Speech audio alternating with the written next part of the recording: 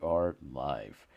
Buenas noches, gente. This is, as always, Isidro Montalvo Espinosa, broadcast coordinator for Liga Nacional Puertorriqueña en vivo, doing my best impression of a Clubman radio commercial circa 1996. And what does Clubman sell? Uh, Good question. They sell menswear. There we go. They were a store back in Puerto Rico when I was a wee child, and Mhm. they had commercials. Well, here's the thing: they weren't commercials. It was the clock on a radio station. They would update you as to the hour Oh, I regularly see. on what I believe to be the Catholic radio station back home, Radio Oro, Gold Ah, Radio. And you would think if it was the Catholic radio station, surely Jesus would have chosen a simple radio with fake wood.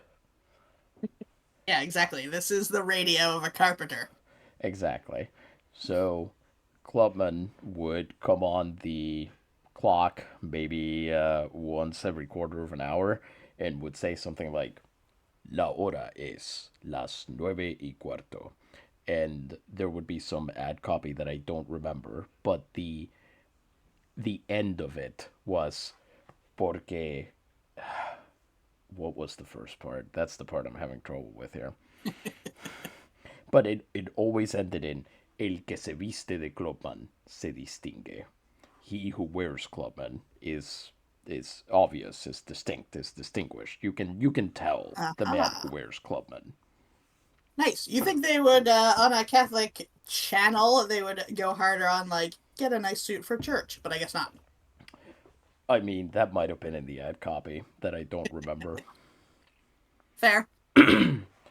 At any rate, we are not here to discuss Catholic radio in Puerto Rico in the 1990s. We are here to discuss presumably Catholic baseball in Puerto Rico in a different universe in 1904. We are here to talk about the Campeonato de las Ligas, the League Championship Series. Those of you who are tuning in and are MLB fans, of course, you will know about the American and National League. Here, we actually tend to refer to them by the colors of the leagues and their pennants. The Liga Betances Championship, which is what is starting today, they play for the red pennant or the crimson pennant, if you want to be more specific. Over in Liga Ostos, they are playing for what they usually call the sky pennant. It's sky blue. Mhm. And on our right, in sapphire and gold, that you can't see right now, but you will, don't worry, are the Navegadores de Naguabo, the team that we've been cheering for and trying to get all the way to a national title since, of course, last year's humiliating sweep at the hands of Isabela. The less said about that, the better. On our left, we have the most consistent Cinderella team of the 20th century so far. The Romeros de Hormigueros, La Procesión is their collective name, and they have been proceeding, I'll tell you that. After knocking off the Cañeros de Vega Baja, one of the worst teams in the playoffs, fair enough, they then proceeded to win against the Cotorras de Rio Grande, the Rio Grande Parrots. I will remind you that this is the team for whom a pitcher threw the first 20 strikeout game in Liga Nacional Puertorriqueña history, and he did it in the playoffs. Dang. Amazing. They defeated that team. Then they went up against the Termales de Coamo in the third round, defeated that team. Now, granted, these Romeros are not quite as vulnerable as they have been in previous years, but also they are running out. I did not realize Abejundio Ceja was that young. He was playing in the 1890s. He played through most of the 1890s, and he is 31. So he must have started when he Wow. was 18. Wow. He is, by the way, an absolute candidate for a future bio piece on our site. His career is fascinating. Why is that? Can you give me the elevator pitch? Let me put it this way: the reason I even noticed he existed, Hmm. He is, if I remember correctly, in the players of the 19th century, he comes in fourth on the list of most innings pitched without starting a game. You will notice that he is a second baseman. Well, well, well. That is unusual, isn't it? Yep. Now, granted, that is for one season, but still, it is incredible that he made that many appearances, and one day we will have to get into why. Hmm. We may be restructuring that site a little bit in terms of how we do the articles to make it a little bit more freewheeling, so we're not tied down to player bios and that kind of thing. We'll see. At any rate, we should get started. But before we do that, let me ask you this: Uh-huh. how worried are you? Well, I'll say strike one for me being worried. Another stone on the scale of worry. First of all, the Navigadores have the advantage on every matchup in this quick stat screen here. Don't like that. That makes me nervous. Mm-hmm. Mm-hmm. Second, this team they're up against are these wild Cinderella story, as you say, underdogs who just seem to be able to do more than you can expect. That's another strike. Mm-hmm. Mm-hmm. And third, it is Friday the 13th, so I'm not confident at all. How about you? The Friday the 13th is key for me, I think. But I will remind you that we are talking about Puerto Rican baseball. And in Puerto Rico, it's Tuesday the 13th you have to watch out for. Ooh, interesting. So I am perhaps a little bit more sanguine about Ah, very nice. their prospects here. Number one, because that's generally how my humors have been balanced. I Hmm. recently, I don't really know how you get more blood into the human body unless you're a vampire. In that case, it's kind of comes with the territory. But You're Ted teeming Balloon, with blood. You're hmm replete with it. that's right. Ted Balloon in particular, his struggles in the playoffs. I don't want to be held to this, is the problem. But Yeah.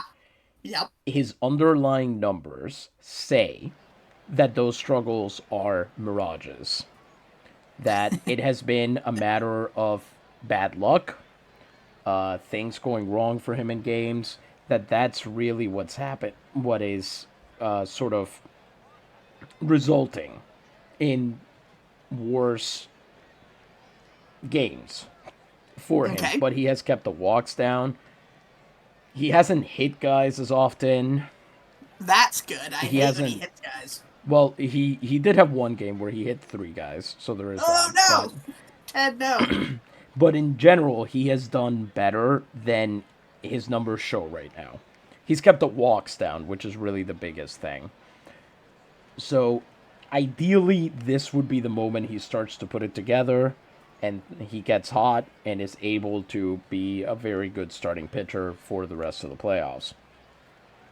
The guy he's pitching against, Tito Barrientos, is a very good pitcher. Nobody can take that away from him. I am certainly not going to try to. But I just don't think it's on the same caliber. And I'm hoping between that and between the fact that the Navigadores offense has been so cold for so long Hmm. that the pendulum has to swing the other way at some point. Yeah, yeah. You gotta worry about that all the time.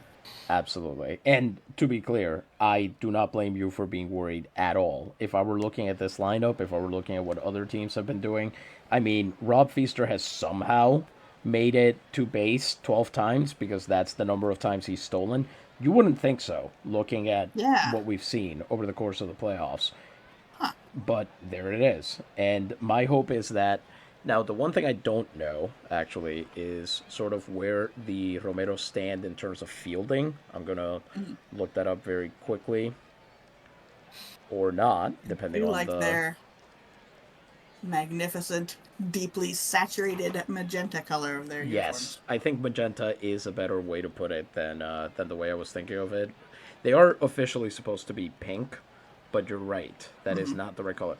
They actually have a positive defensive score on most of the infield Okay. and right field. but their catching, pitching defense, and third, short, and left field have been pretty bad.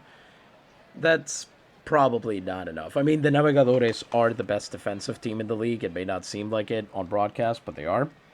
Yeah.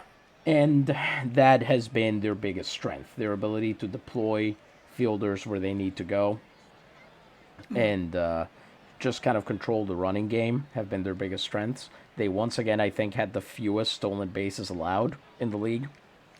Oh, nice. And if you're wondering why Abejundio Ceja is playing when he is hitting 208 and not doing so hot, basically, it is because he is a premier glovesman. The man is a wizard at second base. Now, Interesting. Another facet to this man who also is a pitcher, apparently. truly, well, oh, I want to make this clear. Yeah, he's not technically a pitcher. He's not supposed to be pitching. That Fair. wasn't supposed to happen. It just did. Now, pardon me. Now, having said all of that, before we read out the starting lineups and have our first pitch, we, of course, need a word from the greatest and best of our sponsors, the Jupiter Optimus Maximus of our sponsor pantheon. Luisa, who is this magical company? This is, of course, Dr. Gonzalez Wood Tar Liquor. Folks, these wonderful liquors, elixirs, have cured 50,000 patients over 10 years.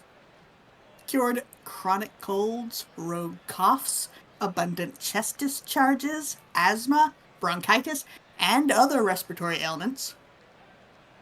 They help with both consumption and bladder catarrh, that's inflammation. It purifies overhumored blood, and it whets the appetite for fattening. As I always say, important as we get into the colder weather. You want to put on those pounds.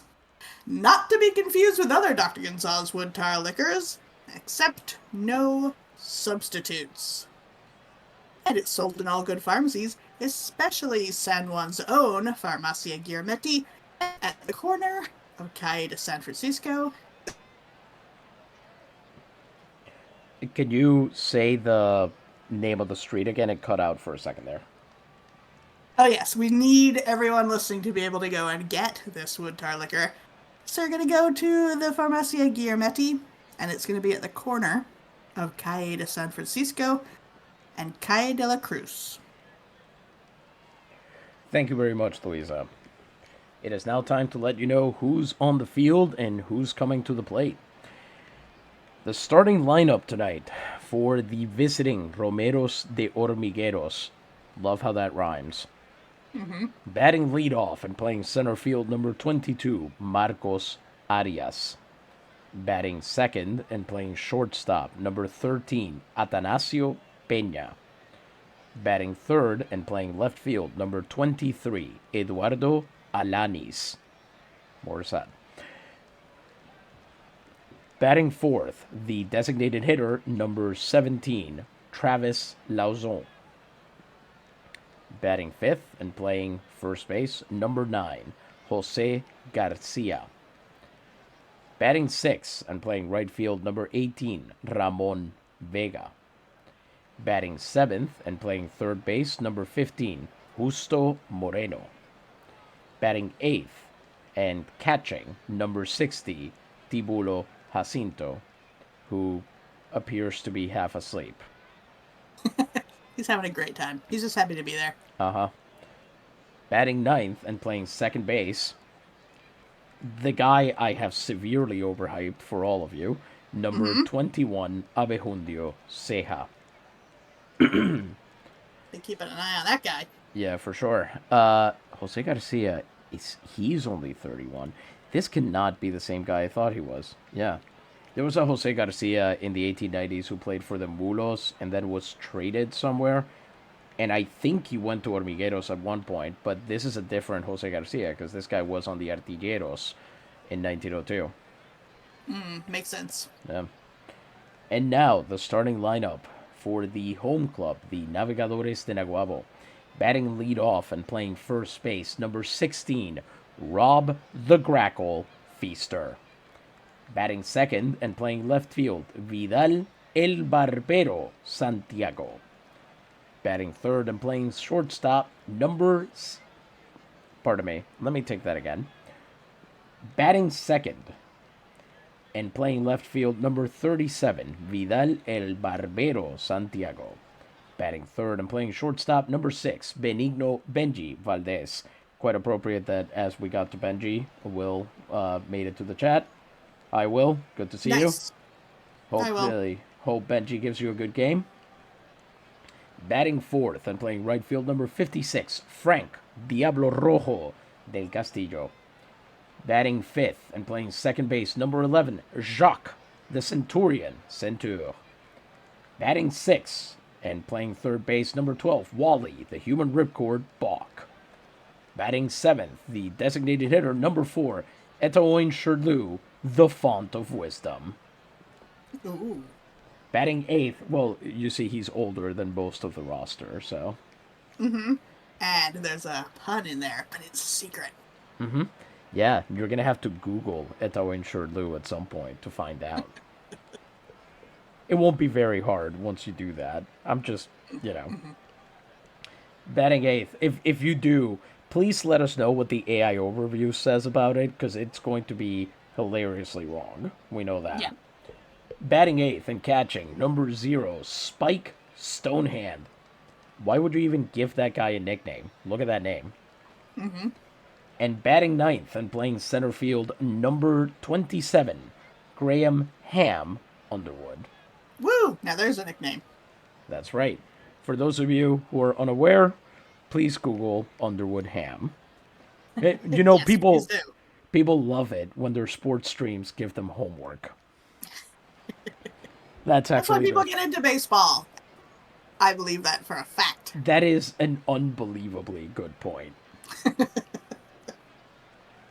All right, here we go. Marcos Arias is leading off for the Hormigueros in the playoffs. He is batting 186, OPS of 475, no home runs, 3 runs batted in, and pitching for the Navegadores tonight, it's number 2, Ted Looney Balloony Balloon, who is 2-1, 21 in a third innings pitched, 22 strikeouts to just 5 walks, for an ERA of 3.38. Ted throws a fastball, curveball, forkball, and changeup, and the curveball and changeup have been his bread and butter this year, where he has had the best year of his career. Nice. We would not be shocked if he comes in third or so for Excelentissimo at the end of the year. He's not winning it. We know that. Ezequiel Vasquez is walking away with that award, but he will definitely be in the conversation. Yeah, it'll be an honor just to be nominated for him. Exactly. And there's nothing else to say. Let's go. We've got a starting pan here, so we can see the blue and black. Like a particularly... There's that grotto that I love. There it is. Like a particularly sorcery-heavy Magic deck, blue and black. Okay. Never played Magic. Couldn't tell you. I haven't played in decades, so they've probably completely changed that. But I remember blue as being a very enchantment-heavy color, and black had a lot of instants and interrupts whose point was just to remove opponent cards from the game. Fastball is inside ball 1. That's okay. Ted may be settling down a little bit. Hey, there we go. That's a ground ball. Ted gets it. Does he make the throw in time? He does! Apparently that was a broken bat. Oh, man. Right off the... I want to say right off the bat. I can't. It's too corny. The bat is what's off now. Yes, that's true. 2 pitches and 1 out for Ted Balloon as he now faces Atanasio Peña, who is hitting .237, OPS of 533, no home runs, 1 run batted in. Says Will, I was just about to make a homework joke, but I type way slower than you talk. Most people type way slower than I talk. I have discovered this over nearly a decade and a half of teaching. You know what I've discovered? I can't even talk as fast as our host here can type, so... Yeah, that's right. Get on my level. Ted Gets that curveball in at the knees. 0-1. Just no big deal. 140 words per minute. Nothing. Slips a forkball by him for a swinging strike. He's got Peña in the hole. 0-2. I only use like a total of 6 fingers when I type. Forkball inside. I cannot tell the joke that I immediately thought of on this broadcast. Which is fair. It's not even my joke. 1-2. That is a fastball. I think it was inside. He gets him! Peña! Put down on the fastball. A swinging strike, and he dismisses him. Oh, man. Here comes Eduardo Alanis. Now, he has been a dangerous hitter in the postseason for the Romeros. Currently, he is hitting .367, on-base percentage of nearly .400, OPS of .863. No home runs and 8 runs batted in. 2 outs, bases empty for Eduardo Alanis. Ted's going to have to approach him carefully, and he sure does here. Especially as Alanis hit .533 versus Naguabo, 8 for 15. Forkball misses inside. Says Will he is a 7-finger typist. As he fouls that fastball off, 1-1. Pardon me. Knocks that one to Benji Valdez. He's got it, and that should be an easy throw for the 3rd out of the inning. Dang. Ted gets through the 1st in style. You sure were right about the fielding. Let me ask you this. Uh-huh. How prepared were you for the way that 1st inning unfolded for Ted Balloon? Not prepared. I did not expect that. Same. Is it a good sign of things to come? Now I'm even more nervous. His pitch count is pretty low, and he doesn't usually blow up late in the game. So either he's going to cruise for the night, or he will find a much funnier way to screw up. Yes. So there is that. You know the band Five Finger Death Punch? No. They're actually named after my typing technique. Okay. Except it's 5 fingers on each hand, so, Yeah. The double deuce. That's right, yes. That is a good point. Sometimes I do practice typing with boxing gloves on. Yeah, just to keep yourself down at the level of the regular people. No, to practice my precision. Oh, so when you take them off, you're a demon? Exactly. There we go. Wait, hold on. I like this idea. A demon who is only noticeably... So you just have the demon hands, but otherwise you're normal. So the boxing gloves are just there to cover... This is literally a villain from Drakengard 3. No. Wrong. Incorrect. You take the gloves off, and then you are so skilled, and you're not being held back anymore. You have the typing skills of a demon. This is metaphorical. I see. Yes. You might say, my fingers move so fast, they set the keys ablaze. Was that the lyric from White and Nerdy? I do not remember. Fair enough. Well, baseball. Rob Feaster is leading off for the Navegadores against and pitching for the Romeros de Hormigueros tonight. It is number 19, Tito Barrientos. Their best pitcher in the playoffs, I believe. He just won Ilustre of the past series against the Termales de Coamo. Did very well. In the playoffs, however, he has pitched 42 1/3 innings, 3 wins, 2 losses, an ERA of 2.76, 11 strikeouts to 6 walks. Does not seem to be much of a strikeout guy. Has a fastball, screwball, changeup, and sinker. He's a ground ball pitcher, so the Navegadores are going to have their hands full trying to run out infield hits, I would imagine, against them. Rob Feaster, leading off, is currently hitting pitifully in the playoffs. 167, OPS of 454, and you know how it works. If the original Roman Empire was still around, it's not good. No home runs and 5 runs batted in, but he does have, I want to make this exceedingly clear, he has more stolen bases than the entirety of the Romeros lineup combined. That is amazing. Good for him. So do, by the way, doing some quick maths here, so does Benji, so does Centaur, and so does Underwood. Yay! The only member of the starting lineup that the Romeros as a team can beat is Frank del Castillo, and he still has more than any one of them has individually. Amazing. So now that I've hyped Rob Feaster appropriately, let's watch him get an one-pitch ground out. Here he goes. Feaster, 4th in runs scored, 3rd in stolen bases. Oh, well, you look at that. He fouls it off. Well, he tried. Changeup sent foul, 0-1. Rob has been very heavily pressing at the plate as of late, which is kind of unfortunate because his strength is in his batting eye. The strength is in taking the pitches that other guys would swing through. Yeah. Well, he avoided that one successfully, at least. He sure did. Yeah, fastball low. And we know that they sometimes swing at those, so.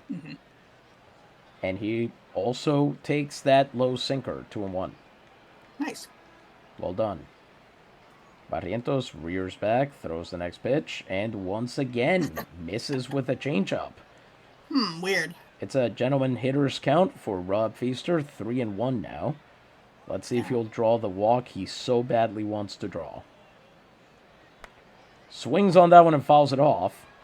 Ugh. A good swing, though. Put a good swing on that changeup. It was within the zone. It was a good swing decision. But it is sent foul, and that brings us to full count. Here are the 6 words you all love to hear. The 6 words everyone loves to hear during a ball game. This will be a payoff pitch. Woo! Barrientos goes for the payoff, and Feaster knocks that one foul. I think Rob Feaster decided his best bet to do better in his at-bats was simply to just get really annoying again. Yes. Well, it seems to be working. Yep, payoff pitch number 2 coming up. He got the walk. Nice. A 7-pitch at-bat to open the ball game for Rob Feaster. And we're going to take a quick look at Tibulo Jacinto. Not a great arm. Let's see how Tito Barrientos is. Not a great runner holder. So you know exactly what's coming. Yes, I do. What is coming, Luisa? Why don't you tell the audience? You know this almost better than I do. This is one of the most exciting things in a game to me, which is the steal. Rob Feaster's definitely going to try to steal. Now, is he going to be successful and delight us all, or is he going to be thrown out so far in advance of him reaching second that it's hilarious? Who knows? What do you think? Do you think he makes it? Yes, I'm going to be optimistic for him. Yes. Okay. Just to be the devil's advocate, I'm going to say no. Okay. Vidal Santiago comes up. He is also not doing so hot. Hitting 184, OPS of 481, 9 for 49 in the playoffs with 4 runs batted in. Let's see if he's also brought his A game today. As he watches that first pitch.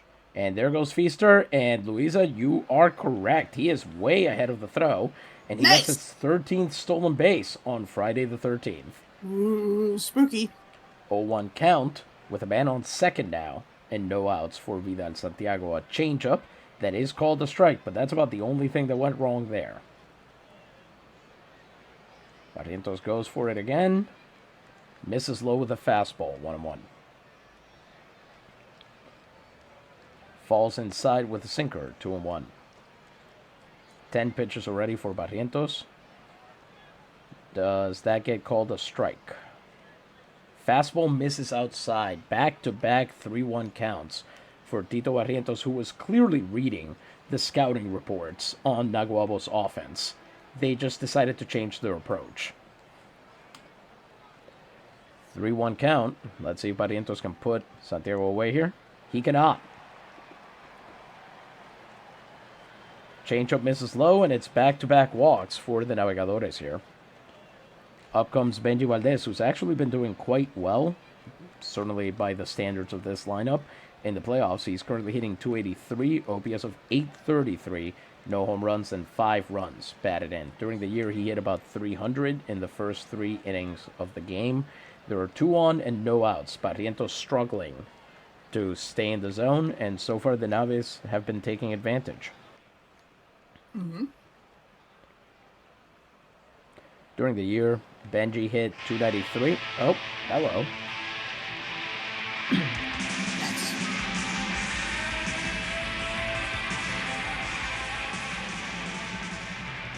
Powered by the butt rock that just happened there. He checks his swing successfully on the screwball, pretends to be doing a bit of air guitar, and it goes by. It's ball one. Thank you to that butt rock for also preventing me from reading the statistics. As that drops, it's a base hit. The Navegadores will have the bases loaded. Oh, man. I can't believe it. In the first inning? Mm-hmm. In the very first inning, on a changeup away. Wow. Bases loaded and no outs for Frank Del Castillo, who is hitting .304, OPS of .925, with a home run and 6 runs batted in. Which does not lead the ball club, but I believe is tied for second place. Let's see what he can do here. Frank is a dangerous hitter when he's on in the playoffs, and he is currently on. So, if I'm Tito Barrientos, I am currently, well, there's no use not being blunt. I would currently be soiling myself. He's already squatting down.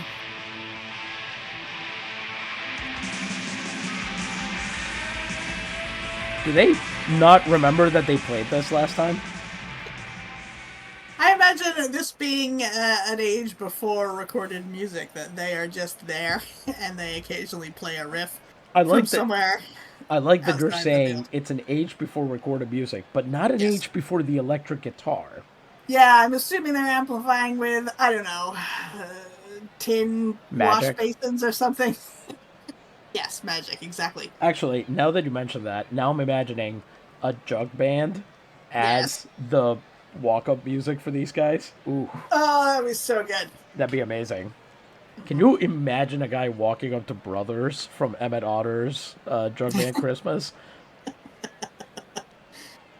I like that because it gives him that friendly, vulnerable edge. Like, he just wants to be friends with the other team. He's not trying to do anything. Will points out that this would also be an age before the drone being able to do the starting pan around the stadium. That's a good point. That's a good point. That's us owned. Anyway, that changeup missed high, so it's 1-0. Fastball misses away, 2-0. He actually gets a strike on there, I think. Yes, indeed, a good changeup. And that was not a strike. That is what we call a pity call. The umpire wants to go home at some point tonight. Mm-hmm. And notice I said tonight. It is 2:18 p.m. 2-1 count. Knocks that one to the shortstop. It is going to be a base hit. An RBI base hit from Frank Del Castillo. What? No chance to throw him out. It's an infield single for Diablo Rojo. Feaster scores. Santiago makes it to third. Valdez to second. And the Navegadores are up 1-0, 18 pitches into the game. Still have the bases loaded with no outs. Wow. Unbelievable. This is an amount of offensive competence we're not used to. Mm-hmm. Again, Absolutely. on a screwball, this time inside. They're hitting pitches they're not even supposed to swing at. Mm-hmm. Up comes the Centurion, who is currently hitting .318, OPS of .820, no home runs, and 2 runs batted in. Let's see if he can tack on some more here. He batted .28. Yeah. They heard you talking, and they're just going to keep playing. Screwball misses low, 1-0.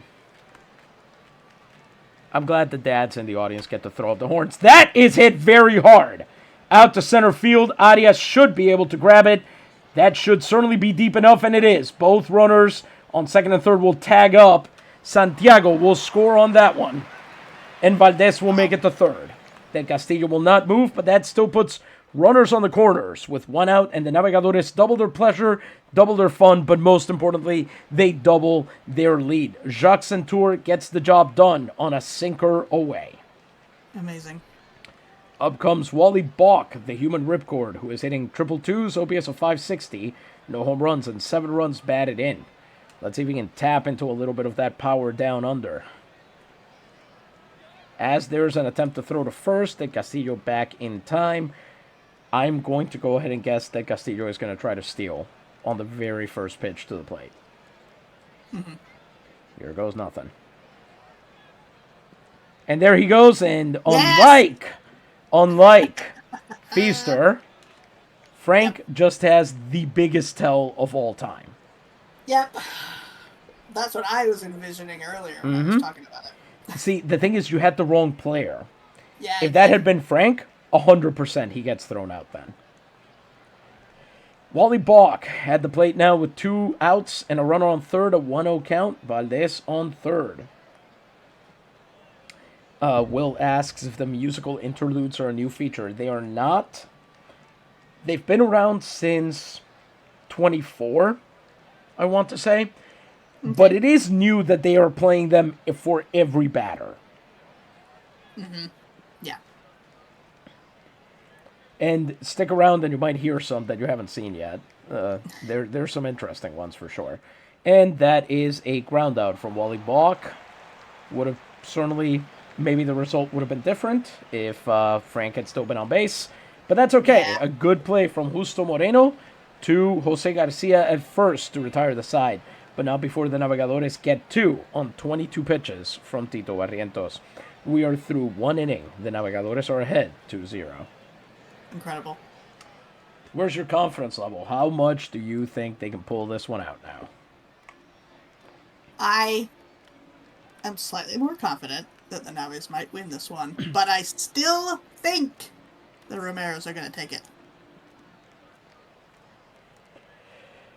Yeah, I cannot deny that. Like I said, Ted not screwing up in the first inning, fine and dandy, but that sometimes does mean he finds a way to completely implode late in the game, so there's just no guarantees in this life. True. Who sang that in this life? That was... Oh, boy. This was... Ringing a bell. Yeah. Chantal something? Chantal? Kraviazik, is that her name? Yeah. That one? Yeah, that one. Oh, okay. Wow. That's a deep pull right there. We are reaching very much into the soft female voice songs of the mid 2000s. Yep. Very mid 2000s. Get him. The Real Breathe by Anna Nalick hours. I'm imagining Michelle Branch and what's the other one that I always get confused with Michelle Branch? Vanessa Carlton? Yes. Yeah, that was my issue. The piano too. players. I think Michelle Branch had a little too much personality there. Because Vanessa Carlton is not doing a song with Santana. You know what I mean? She did do a song with Counting Crows, didn't she? Isn't she the female lead on their Big Yellow Taxi? She might be, but I don't think that's the same thing.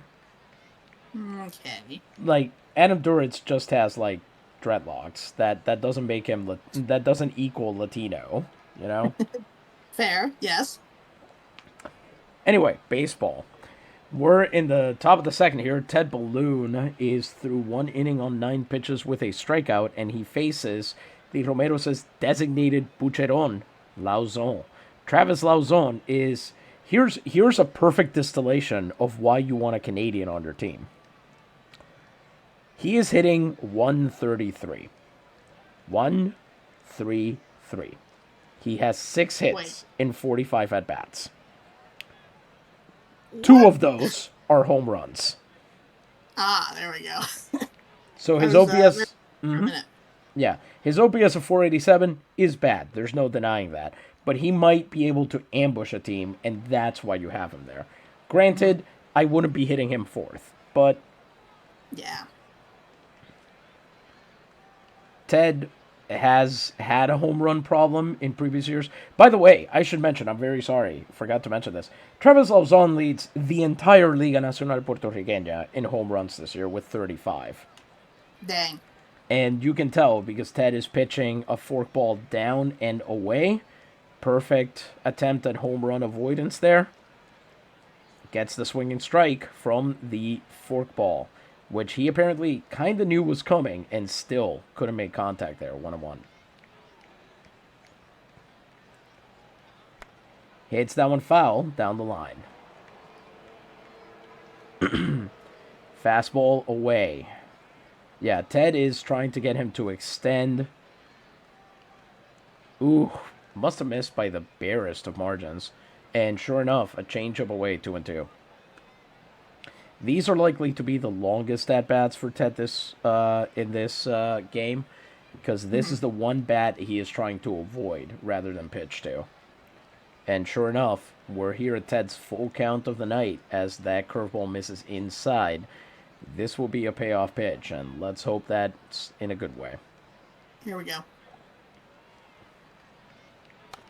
Swung on and fouled. We'll continue.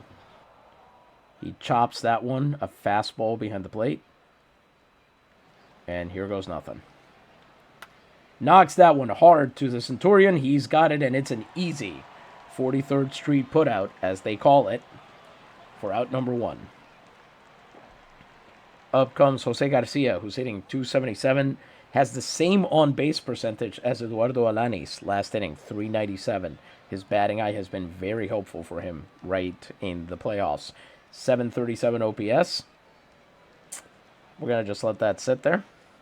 No home runs and 4 runs batted in. This is a 7. Let's put it this way. This is a .737 you can trust. Ooh. Topical. Biting. Fastball. Yes. Down and away, and it's a called strike. Garcia does not swing. Bad decision there. That's a good one. He doesn't go around on the low forkball, and it's 1-1. Swung on and flown up. Big can of corn. Benji waits underneath it, and he's got it. Out number 2. Up comes Ramon Vega, the right fielder. He's been hitting .239, OPS of .596, no home runs, 3 runs batted in. 2 outs and the base is empty for him. As Ted throws that first pitch and gets a changeup. I gotta say, the pink, the magenta socks, and the magenta shoes are an interesting combo. Yeah, they are. 0-1. Makes you look a little bit like you've got bloody feet. Hit hard to Centaur, and that's another ground out. 2 clean innings for Ted Balloon. Hormigueros goes down in order, and we head into the bottom of the 2nd. Here comes Tito Barrientos back up. He is just loving the number 2 today. 1 inning pitched, but 2 hits, 2 earned runs, 2 walks, and 22 pitches. As he faces Etaoin Shirley, who is hitting .282 during the playoffs. OPS of .748, no home runs, and 3 runs batted in against Barrientos. Forgot which one of these. I mean, it's a pretty good play. We can watch it again. That's fine. Yeah, you meant to do that. Yes. Etaoin Shirley against Barrientos has 2 hits and 8 at-bats. He's a bit predictable with the spray pattern there. Yeah, he pulls very hard to the right. Well, he pulls. As soon as you say that, you know it's to right field because he's a left-handed hitter. Screwball misses. Ball 1. Misses away and low. Swings on that one and curves it foul the other way. See, that's why he has to pull, because if he hits it into left field, he can't get the full power on it. 2 screwballs and 1 taken, 1 fouled. 1-1. Barrientos still not troubling himself with the zone over much, as the sinker misses. 2-1. He's not supposed to be a low control guy either. Ooh! Gets on the fastball late. That fastball maybe would have been ball 3 if he'd held up on it. But he's looking for a pitch to swing at and didn't get it. 2-2.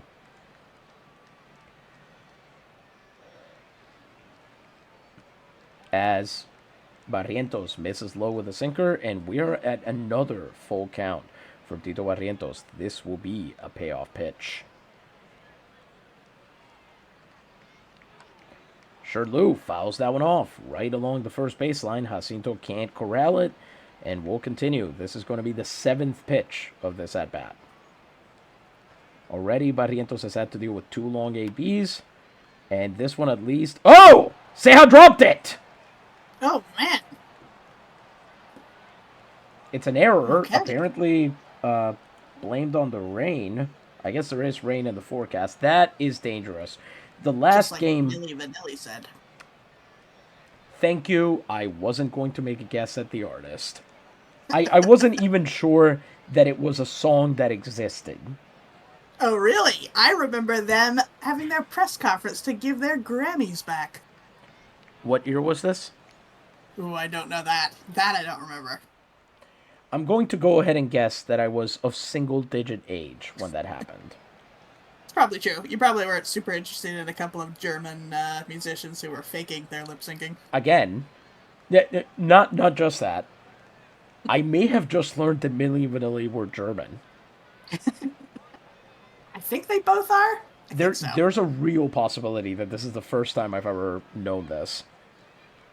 Rob and Fabrice, I want to say, are their names. Yes, I think you are correct. There is rain in the forecast. In the last game that Ted Balloon started in the playoffs, it was a rain delay that messed him and the opposing pitcher up. They sat for 90 minutes. Their arms got cold. They were extremely tired. Yeah. Because, when you've done your program, you've done your conditioning, everything, and then you sit, sure, you get to take some warm-up pitches, but is that really going to help at that point? Mm-hmm.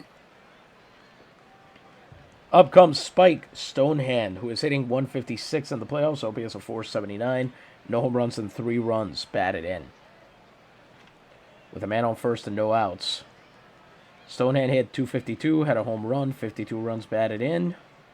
And that's a sinker, and it's a strike, 0-1. Tito Barrientos displaying early that he is not afraid of Stonehand here. Either that or he finally settled in. Screwball misses outside, 1-1. Or he didn't, because that sinker misses inside, 2-1. So maybe that was just a, shall we say, a lucky strike. Stonehand swings right through the fastball, 2-2.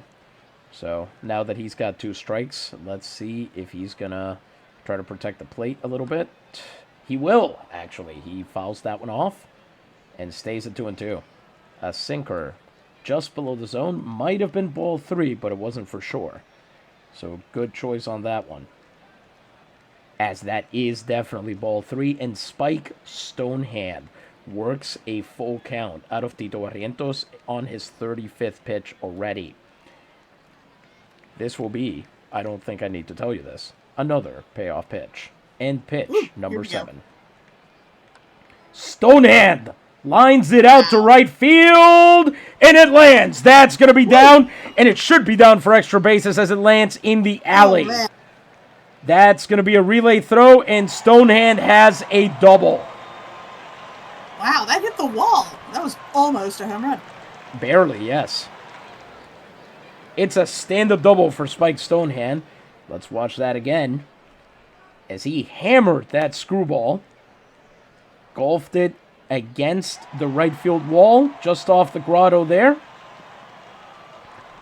Arias had to take charge there, make the relay throw to Ceja, but by then, Stonehand and Shirley were both in scoring position for none other than Graham Ham Underwood. He is currently hitting 275, OPS of 677, no home runs and 6 runs batted in. Let's see if he cared to add 2 more to that total. Come on, Ham. Ham, a bit of a free swinger, I think we can all agree, even as most of the rest of the team has gotten a little bit more disciplined. He's still a high ceiling, low floor kind of guy with his at-bats. Yeah, but if he can get on base, then he's magic. Mm-hmm. He's hit 5 for 15 against Hormigueros as he fouls off that first one. A changeup in the zone. Decent swing decision there, 0-1. Knocks down to the shortstop, And it'll be a productive RBI ground out from Ham. Brings home the bacon. As Shirley is able to score from third, and the Navigadores are ahead 3-0. Spike Stonehand will remain on second with one out for Rob Feaster, already taking his second at-bat of the game.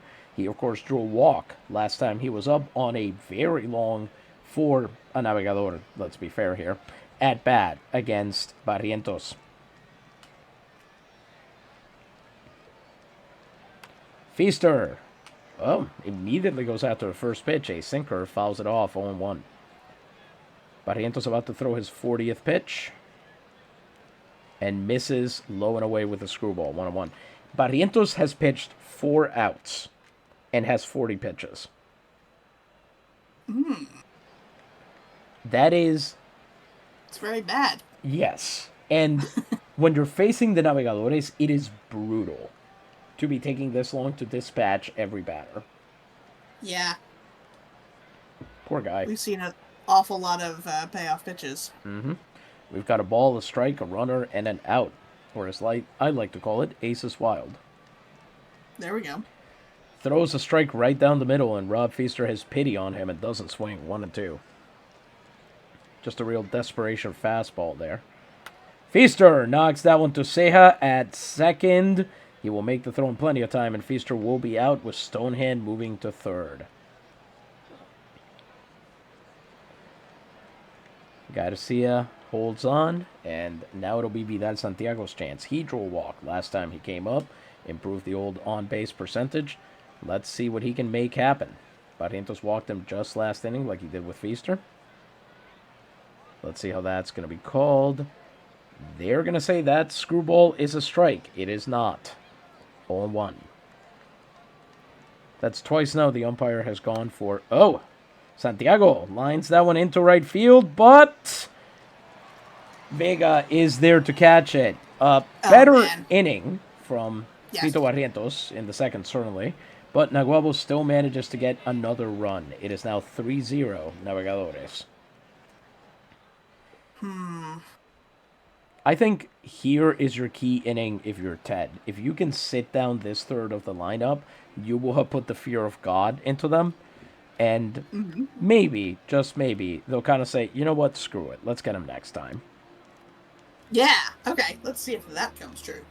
Ted Balloon, 2 innings in, 21 pitches, 1 strikeout, faces Justo Moreno, who is hitting .286, OPS of .763, no home runs, 4 runs batted in. And, of course, there's a rain delay. Of course. 20 minutes, thankfully. Not long enough for Ted to get cold. Moreno swings on that one, lifts it. Feaster waiting for it. Is he going to have it? He will.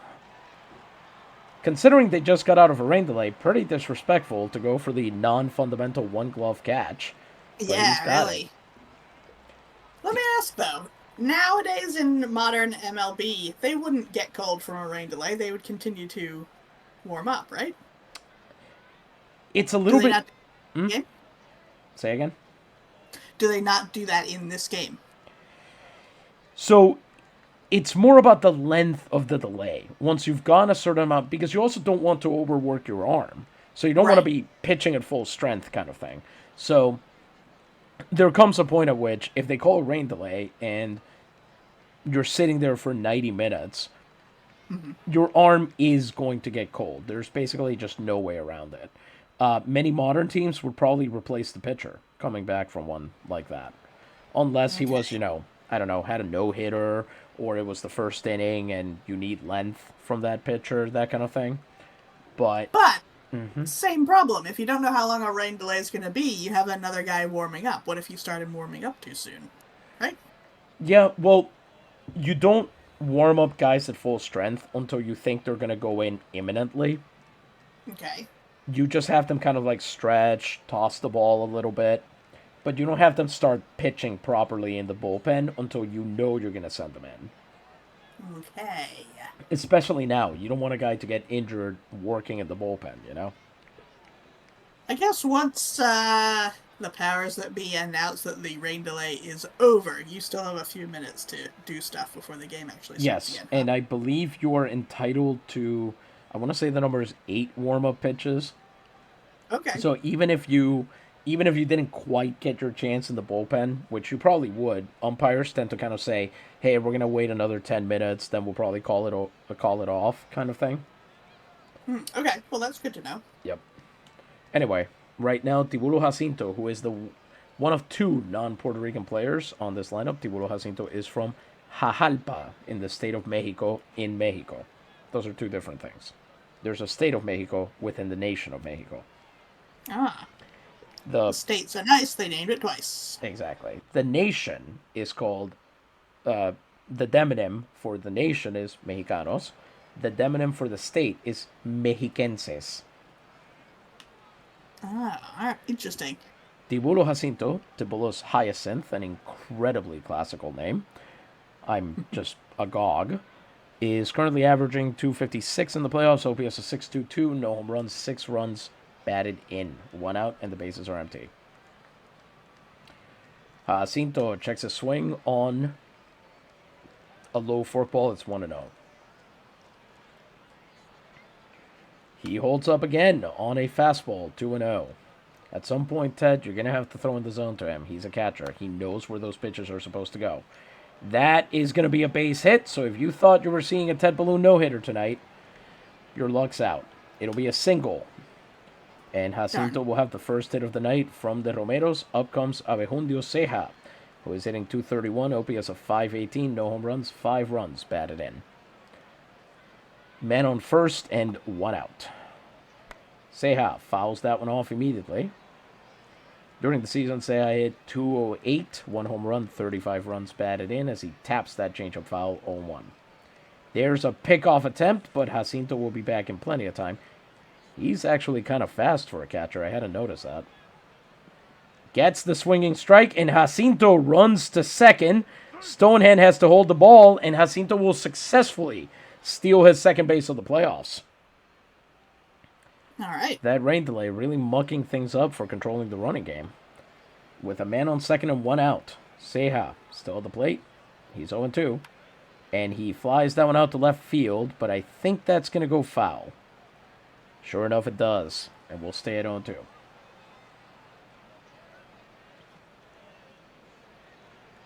And Ted gets the strikeout on the next pitch. Puts a fastball away from Ceja and gets his second K of the game. And he will now face Marcos Arias, who is 0-1 on the day. Arias has... Oh, boy, I cannot do that math. Hold on real quick. I did actually do that math. 4 out of 14 against Ted Balloon. Hits that one hard. Hits that one right to Rob Feaster. Throws over to Ted Balloon at first, and the inning is over. Nice. Ted Balloon allows a single, and that's all. They'll get a hit in. Why did Ted run all the way over to first base? Why did he get involved? The pitcher covers on ground outs to the first baseman. The pitcher covers first base. Okay. Seems complicated. It's actually standard practice because if the first baseman has to come off the bag, somebody has to be there to receive the throw, so the runner will be out. So the standard practice is the pitcher runs over. If the first baseman can take it unassisted, he will call off the pitcher and get to the base himself. Okay. Some pitchers kind of refuse to participate in this, and it is very annoying. Because if they don't get into practice, then they do stupid stuff when a ground ball gets hit their way, and that is usually how runs score in dumb ways. That makes sense. You would think, or I would think, teams would want the pitcher to be kept out there on the mound. He's not going to get touched or hurt by anything, like not get involved with the other types of playing, but I guess not. Yeah, well, running to first base is a little bit unique because it's the one base you're allowed to run past, and you're allowed to you're allowed to kind of like, as long as you're not interfering with the throw, you're kind of allowed to make up your own path to first a little bit because we're recognizing that you're getting out of the plate. Okay. So you're not going to be on form. So because of that, it's the safest play for a pitcher to be involved in. Okay. Because it's not a big deal. You know, the runner doesn't want to get injured rolling over first base, doesn't want to break anything. everybody's kind of hoping things are going to go okay. Now, having said that, there are pitchers who pride themselves on their fielding ability, who love that stuff, and they will do what's called pitcher fielding practice for hours. They'll do PFP. They'll work with all the other infielders, everything. But you'll notice that if the ball gets hit the other way down the third baseline, or something along those lines, the pitcher will usually just run into the foul ground and Okay. just stay the hell out, Huh. so that the infielders can take care of business. All right. That makes sense. Benji Valdez comes up. He already has a hit on the day as he faces Tito Barrientos, who is on 44 pitches, having pitched 2 innings, 3 hits, 2 earned runs, and 2 walks. After pitching 4 outs on 40 pitches, he proceeded to get the next 2 on 4 pitches. The Navegadores are probably hoping right now that that is not how the rest of this night is going to go for them. And yes, Will is exactly right. Prima donna pitchers are famous for refusing to field. Yeah, it seems like you'd get a bad reputation if you were known for that. Change up down low, 0-1. Well, some guys kind of don't do it because they want to spend that time pitching, like working on their program or whatever. But there are Yeah. some guys who are definitely like, I'm too. What's the point of this? Like, I'm here to pitch. I'm not here to defend. I think also maybe you might be really good at pitching. You might not be really great at fielding in that way. Also true. And Yep. yeah, you wouldn't want to make things worse. Yeah. Fastball hits the dirt. 1-1. Hit hard out to left field. Is that going to successfully land? It will not. Alanis gets there in time.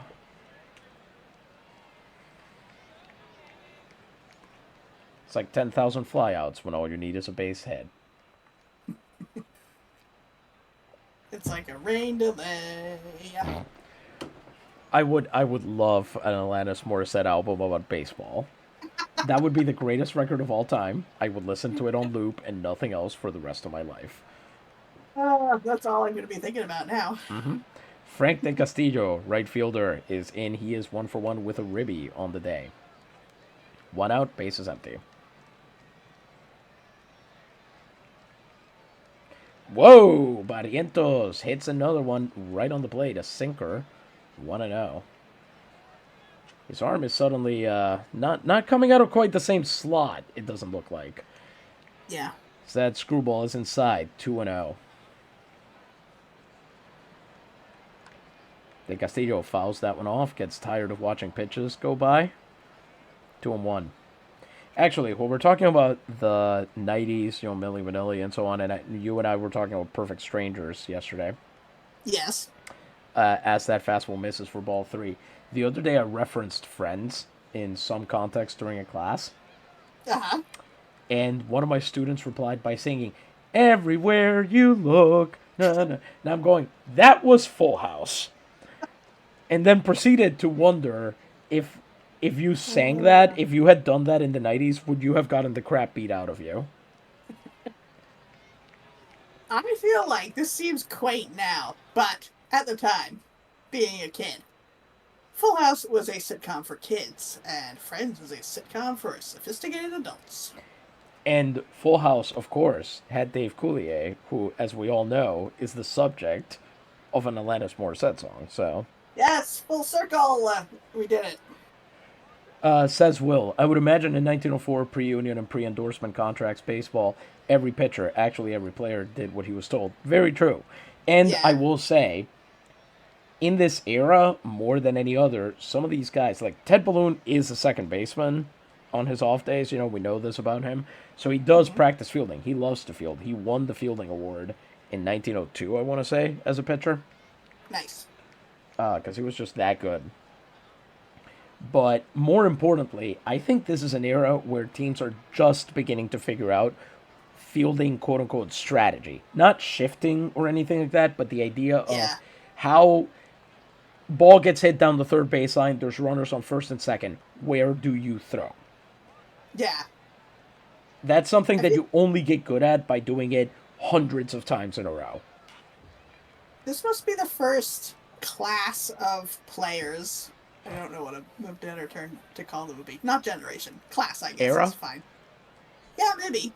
after 1900 maybe, that they know what they should be doing, I Mm-hmm. guess. Because before that, everyone's kind of making it up, Mm-hmm. probably, and Yep. just seeing if anything they try works better than what they learned, because they kind of taught themselves. And now it's like there are conventions to baseball. Yes, there's a developmental structure. There's guys practicing, playing for academies in their hometowns and stuff like that. So for sure, for sure.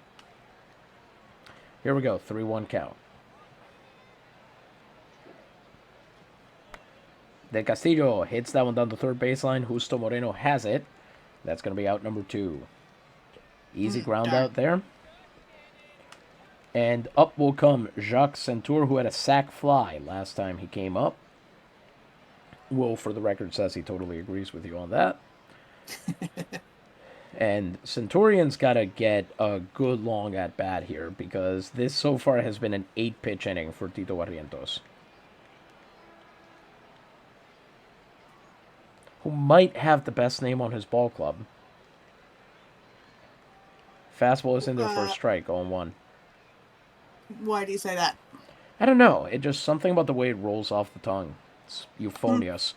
Centaur flies out over the infield, and, well, at least it'll be a 10-pitch inning for Tito Barrientos, who is suddenly He does looking have a like good flow.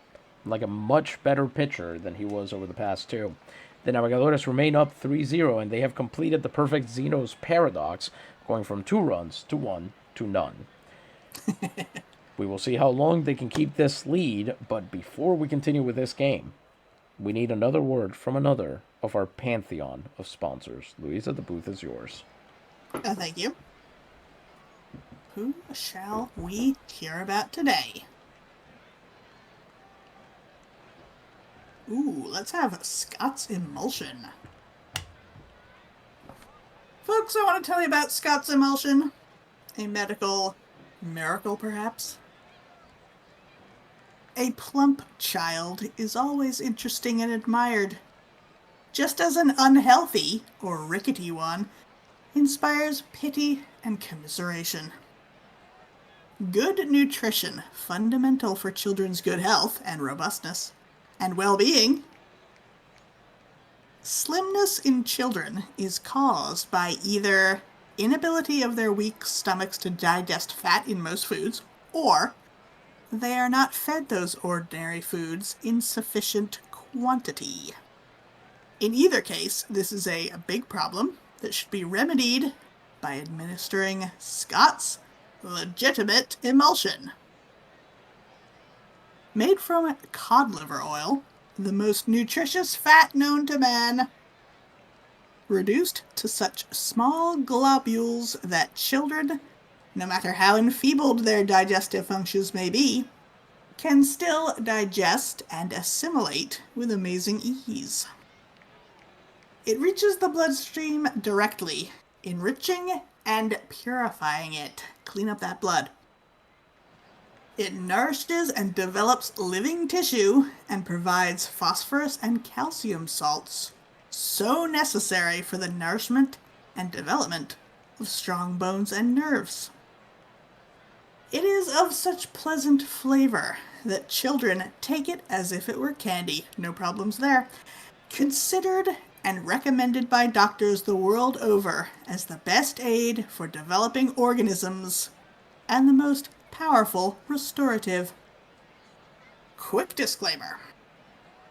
Scott's Legitimate Emulsion is the only emulsion that neither separates nor spoils, nor does its white color change. It is the only emulsion that is inalterable. Scott's Legitimate Emulsion does not burn the mouth, nor fester in the stomach, nor does it cause diarrhea in children, and it is the only one doctors prescribe. No bottle is legitimate without our trademark of the man with a fish on his back. Scott and Bound Chemists, New York.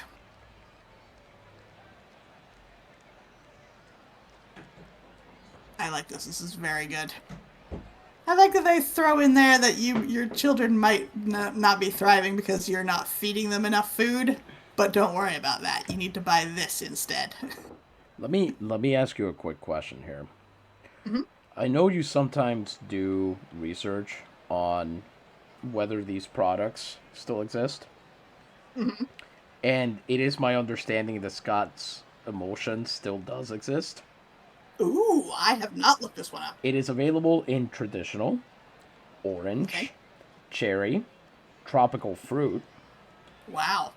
It is still apparently including cod liver oil. Hmm. And here is the real twist. Are you ready for the biggest surprise of the night? Hit me. I believe I've had it. Ooh. See, Because that makes sense to me. I My remember. Go ahead. My parents grew up, they were born in the 50s. They grew up having a spoonful of cod liver oil sometimes to sort of help their growth along or what have you. So I understand why people would still buy it today. What were you going to say? I was going to say that I am fairly certain this was a grandmother thing. That makes sense. And I believe I had both the traditional and the orange flavor. That's really all I got. I don't remember what they Okay. tasted like or anything. Okay. Fair enough. But you're It's thriving. It worked. that is very true, and I will say, if I was thriving under my grandmother's care, it was definitely because it was definitely not because she wasn't feeding me enough food. Good times.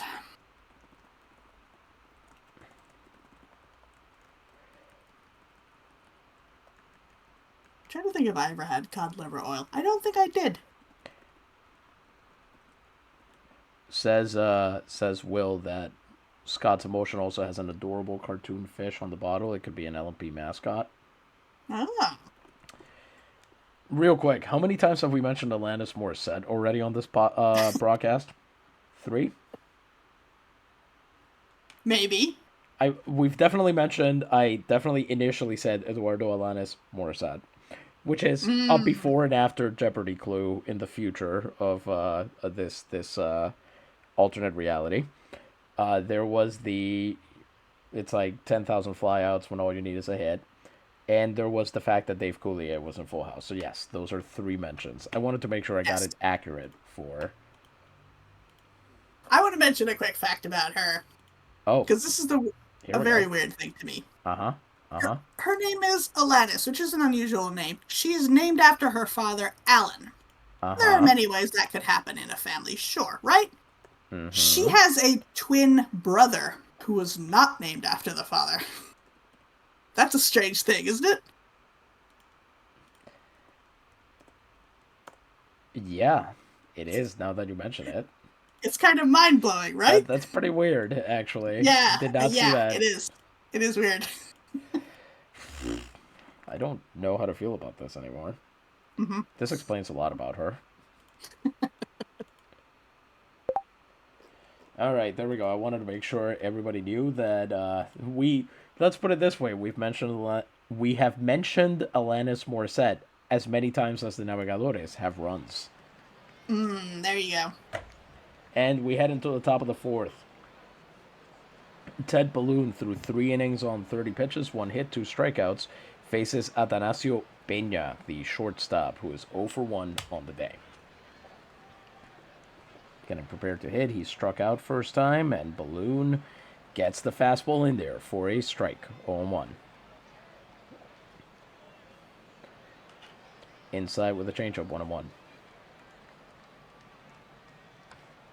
Chops that one foul. That'll be the second strike. A fastball again. Fastball, changeup, fastball here. Let's see what Ted goes to for his 2-strike pitch. That is swung on. It's lifted into right field, and it's going to curve foul. Ironically, on Friday the 13th, it is number 13 that got lucky. Ooh, that's their day. See again here. Ugh. Misses low and inside with another changeup, 2-2. And that may have sounded like it grunted on the forecast, but that was actually Ted's pitching grunt. Chopped to Rob Feaster. He's got it, runs in himself. You can see there he calls off Ted. That's the second bat that Ted has broken today. Wow. That's wild. He's just aiming for the bats now. He said, I'm not going to hit guys. I'm just going to hit their bats. That's good. That's an improvement. Yes, sir. Here comes... You made me wonder for the first time. Are there pitchers who express themselves verbally when they throw a pitch? I'm imagining it being like tennis players. Absolutely. There are pitchers who are famous for doing this. And I've never thought about that before. When they started including mound mics and other stuff like that in ballparks, you pick up some grunts. I bet. I feel this is amazing because Zach Greinke has been the answer to both of the pitching questions that we've discussed in this ball game, but he was also famous for letting out a huge grunt, especially on the fastball. Just a real... Wow. And I never thought about that before. Okay. Not every pitcher does it. Some guys actually prefer to keep that all inside, and they sort of use that as part of the pent-up energy that they put into the pitch. But some guys really like dropping a huge grunt when they do it. That's great. Yep. It is one of the funniest things in baseball is when they mic up the hitter or the batter, and so you get the hitter or the pitcher, and so you get their in live time reactions. Kyle Schwarber in 2022 sometime, he popped this one up in a tough situation. He was supposed to, try and get a base hit a home run, which he loves hitting, and he just popped it straight up. It was obvious can of corn, gonna get caught, and so he immediately, as soon as he hit it and looked up, he just went, "Oh my God." And it was incredibly audible. That's great. 1 out and the base is empty for the man himself, Eduardo Alanis, who is 0 for 1 on the day.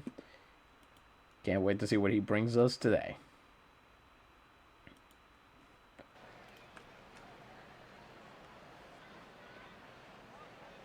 Alanis does not go after that fastball, 1-0.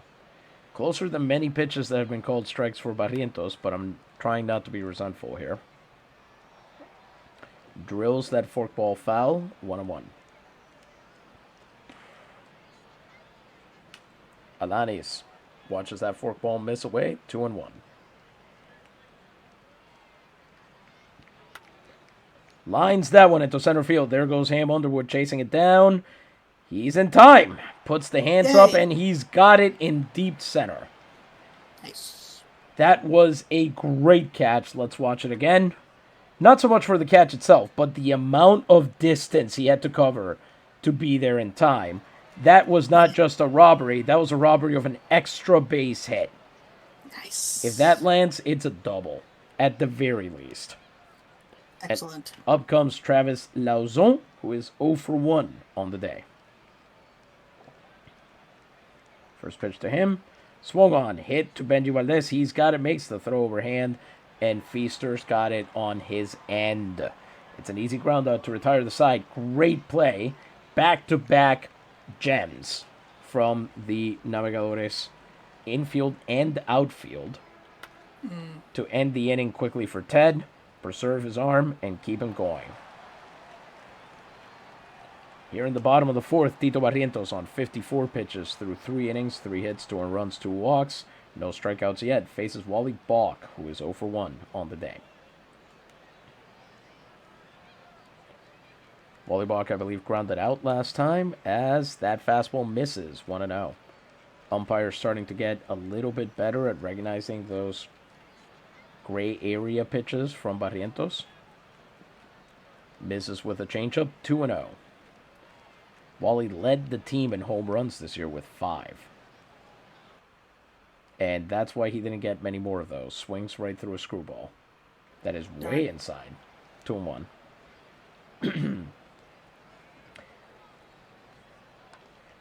Hits that one hard, but hits it foul. How did he even do that? What the... He hit that one, and See, if he could deploy that power into the wind, we'd be a whole different player. Yep. 2-2 count. Barrientos lines that one up the middle. Wally Balk has a base hit.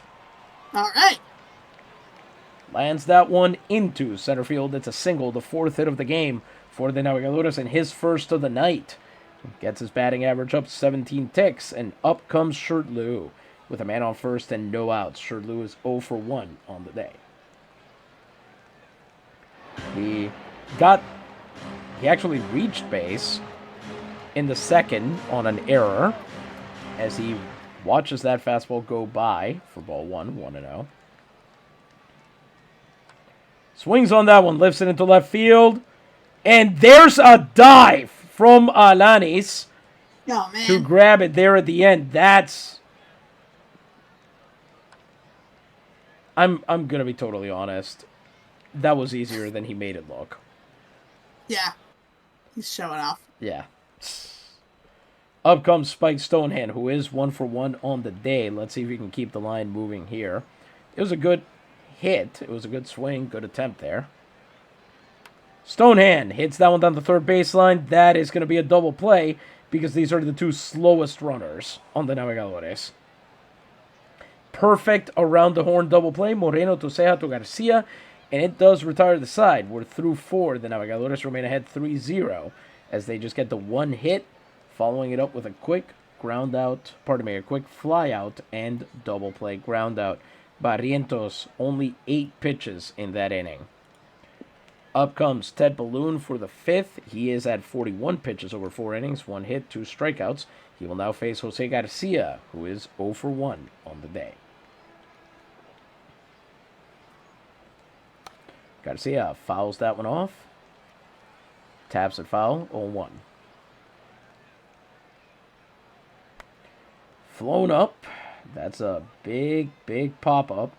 Should be easily catchable for Feaster. Balloon runs over to talk to him. Feaster, I assume, kind of goes like, I got this. Yeah, get out of here. Just go away. Ramon Vega comes up. He is 0 for 1. Bounced out to second last time he came up. He's coming up with the bases empty and 1 out as that fastball misses low, 1-0. He's got a great mustache. He does. Lines that one hard into center field. Ham Underwood running after it. He should be in position. He's got it. Nice. Forkball pitch hit in the air, and Underwood makes a great catch on the run. And that one, I think, is actually being underrated by the replay here. Yeah. Because that's a line drive. The arc is not quite as deep. Wait a minute. Did he grab that with his right hand? That's a good question. Let's find out together, shall we? Well, that's what he wears the mitt on. I don't know how mitts work. Okay. Yeah, you wear it on your non-dominant hand. Mm-hmm. The idea being that you throw with the dominant hand, so... So, sorry, I should say you wear the mitt on your non-throwing hand, which may or may not be your dominant hand. Rich Hill, also known as Dick Mountain, who just got cut by the Red Sox a little while ago. He's played with them 4 separate times. Wow. Anyway, the point is, he is a righty, but his brother convinced him to learn how to pitch lefty. And as a result, he pitched in every season between 2005 and 2024. So, dang, it worked. Mm-hmm. They were right. The, I want to say French... No, they weren't right. They were left. That's correct.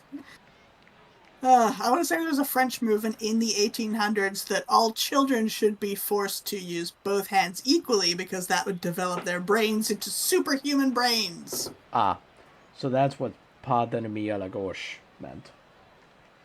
Sure. The French left used to have a thing that there is no enemy to the left, basically. Mm-hmm.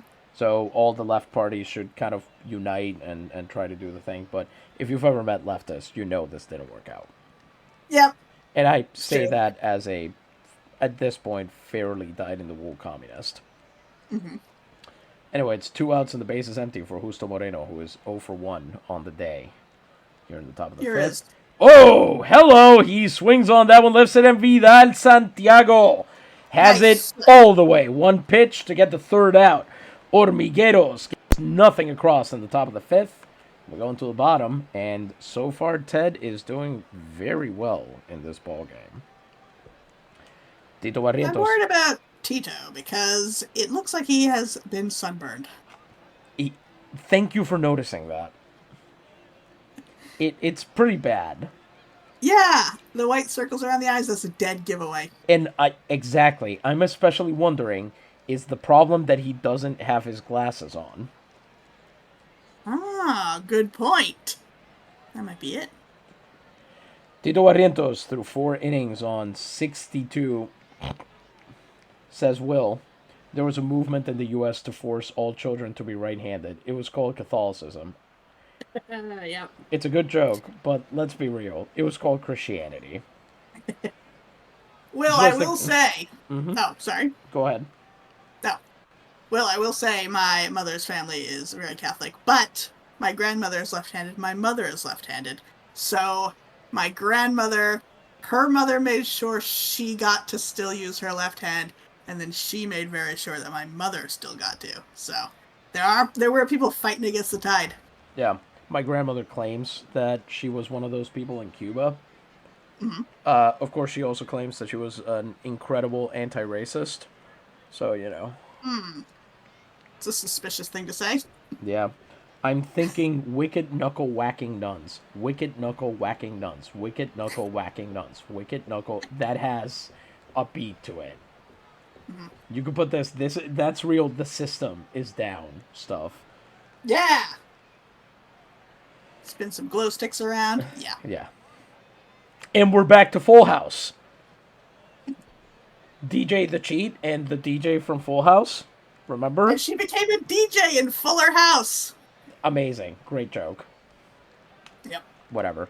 Tito Barrientos in the bottom of the 5th threw 4 innings on 62 pitches, 4 hits, 2 runs, 2 walks. And he faces Graham Underwood, who is 0 for 1, but has a run batted in thanks to a productive out.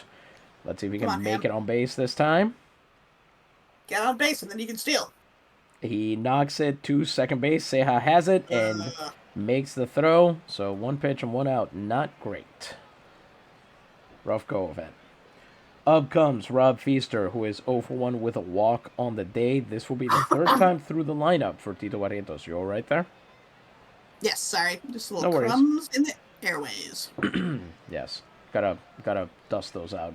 Just put the vacuum tube in front of you and just... Yeah, that's a great idea. 1 out and the base is empty. Underwood hit that fastball away. Real over-eager there. Up comes Feaster, who is 0 for 1 on the day with a walk. This will be the 3rd time through the lineup for Barrientos.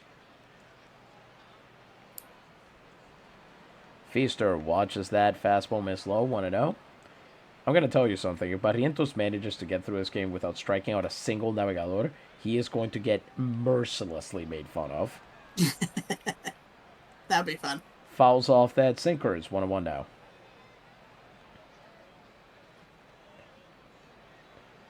Fastball misses low, 2-1. That's actually, you have to imagine that other teams were just incredibly frustrated with the Navegadores because they were striking out all the damn time. Mm-hmm. And they were also incredibly annoying to face because they would still win. Yeah. 2-2 count as he fouls off that screwball.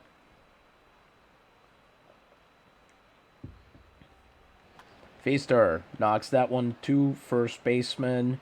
Jose Garcia takes it back, and that's out number 2, but at least it was a longer at bat.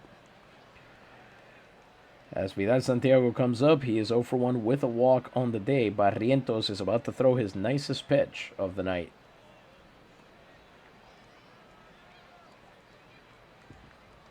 Santiago has had such a tough go of it in these playoffs. As that he holds up on the fastball 1-0. He's normally used to being one of the carrying bats. Mm-hmm. As he fouls that one away. A screwball that time. 1-1. But this year, he's just been scuffing. And maybe not anymore. He hits that one on a line drive into right field. It's going to bounce off the wall, and they're going to chase it. Vega is chasing it all the way into center. Is that going to end up being the ultra-rare Vidal Santiago triple? It sure will, as he slides into third base. Nice. Vega there misjudged it a little bit, and that is a Vidal Santiago triple, his second of the postseason. He hit 7 during the regular season. Let's watch that again. Barrientos puts in a fastball, hangs it, and there we go. Off to the races as it lands against the wall. Vega, Arias overruns it, leaving Vega the only person who can corral it. And by the time he even gets the throw off, you knew Santiago was thinking triple. He makes it well ahead of the throw, too. Up comes Benji Valdez, who is 1 for 2. He comes up with a man on third and 2 outs. Can he get the job done here? He is second in Liga Betances in runs scored with 111, but that is not what we care about right now. We need him to bat in a run, not score one. As he swings right through a fastball. Fair enough, he's excited. 0-1. Swings right through. Okay, chill. Swings right through a sinker, high and away. 0-2, and Barrientos might be about to get that elusive first strikeout of the night.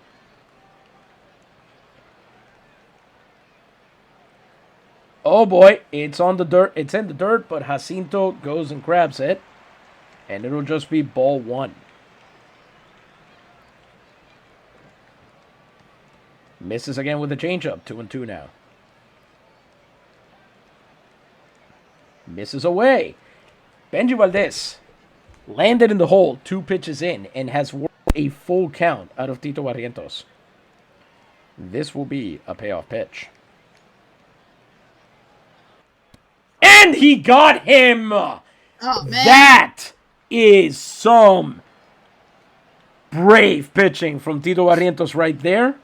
Retires the side with his first strikeout of the night on Benji Valdez, no less. He goes out of the strike zone, and we are through 5. The Navegadores still lead 3-0. Ted Balloon will be back out for the 6th inning, and just in case, we're going to start warming up some folks.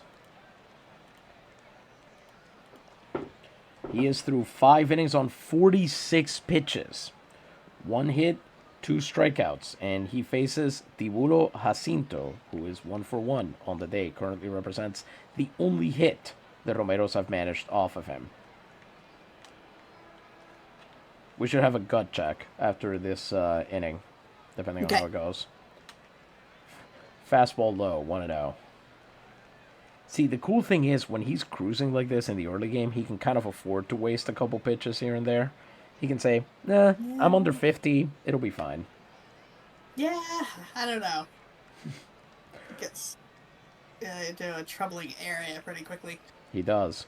Fastball paints the low and away corner, 1-1. Hit hard, but right to Centauri, he's got it. Makes the throw to Feaster, and that's out number 1. He stole that move from Barrientos, that high changeup. I'm trying to remember who hit one of those. I think that was... Did Shirley do that? Did Feaster do that? Somebody hit a high changeup into an easy ground out earlier in this game from the other side. Ah. Up comes Abejundio Ceja, 0 for 1. Says, Will, this is my first time watching with a headset, and some of the crowd sounds are very realistic. Yeah. I don't know about that. I feel like there'd be more swearing if that were the case. I like the guy who says, cotton candy. That guy rules, yes. Curveball, taken for a strike, 0-1. You know what I just realized is that I don't know what they would call it as Ceja grounds out to Benji. He's got the throw, sends it over to first, and that's out number 2. Mm-hmm.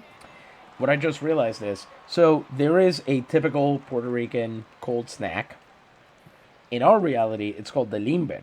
It is made of fruit juices or whatever you want to put into a plastic cup. Originally, I imagine it would have been a paper cup. You freeze that in an ice box or Oh freezer, yeah.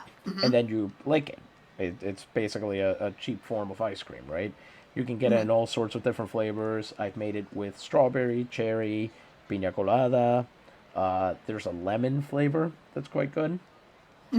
People now make it. They sell it in like gas stations and so on. Anyway, where I'm going with this is they're called Limbers because supposedly they're named in honor of Charles Lindbergh when he visited the island. Oh, weird. But I don't think Charles Lindbergh is going to be visiting this Puerto Rico anytime soon, or at all, in fact. So, Well, yeah, we've heard things about Charles Lindbergh, so that's fine. He can go kick rocks. exactly. So now I'm wondering what, who, who would provide the name for these? Would they Okay. perhaps be called something like, I don't know, Earhart's? Yeah. Oh, it's an interesting thought. I don't know that. See, Charles Lindbergh, of course, an aviator. We know that. But what I've learned, and we don't really think about now, is he was a national celebrity on a level that hadn't really occurred before. Like, he was one of the first true celebrities. So you can go in many different directions with that sort of thing. Very true. Yeah, and maybe they would just be named after some local guy. I would love it if they were named after an opera singer, because there are so many dishes named for opera singers, and I think that's so charming. Yeah, that's fair. I'm trying to think. There was. Well, it's funny you mentioned that. I did just learn this the other day. I knew the name, but not the time frame. And I'm going to have to look this up. I don't know his full name.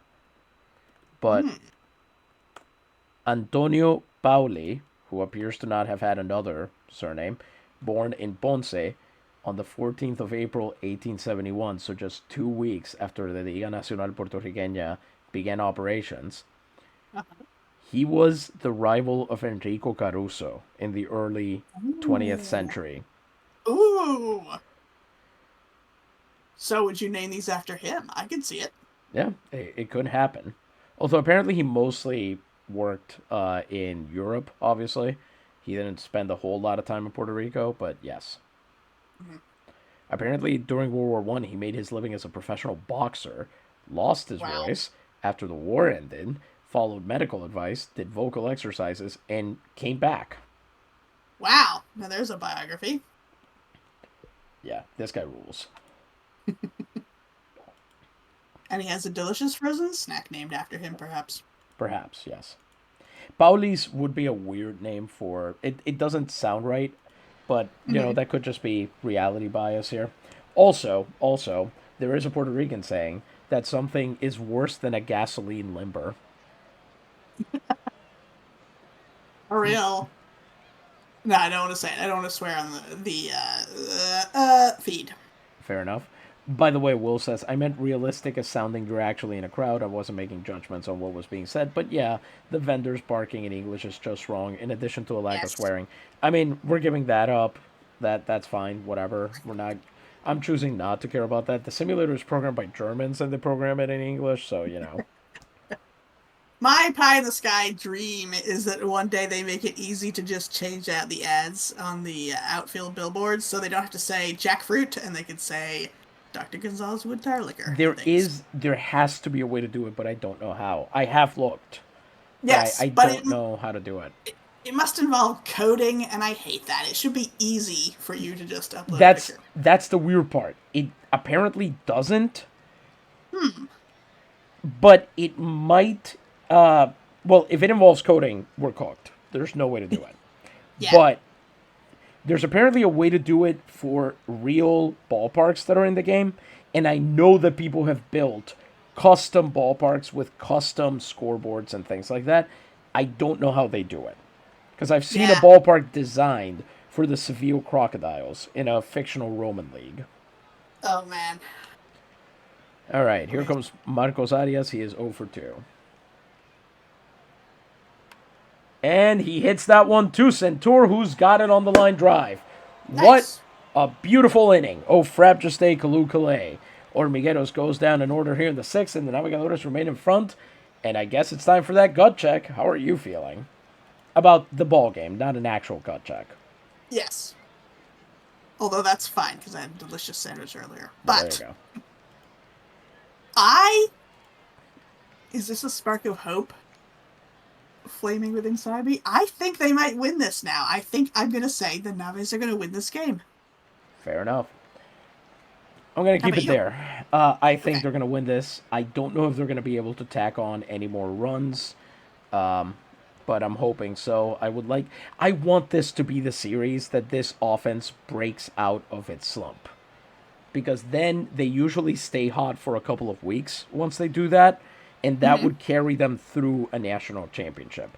And I'm trying to remember who is even playing for Liga Hostos. I should know this. One is the Jinetes. I know that. But let's see here. Says Will, the Naves always seem to lose when he watches. Yeah, I can certainly understand that. On the other side, we've got the Jinetes versus the Corsarios.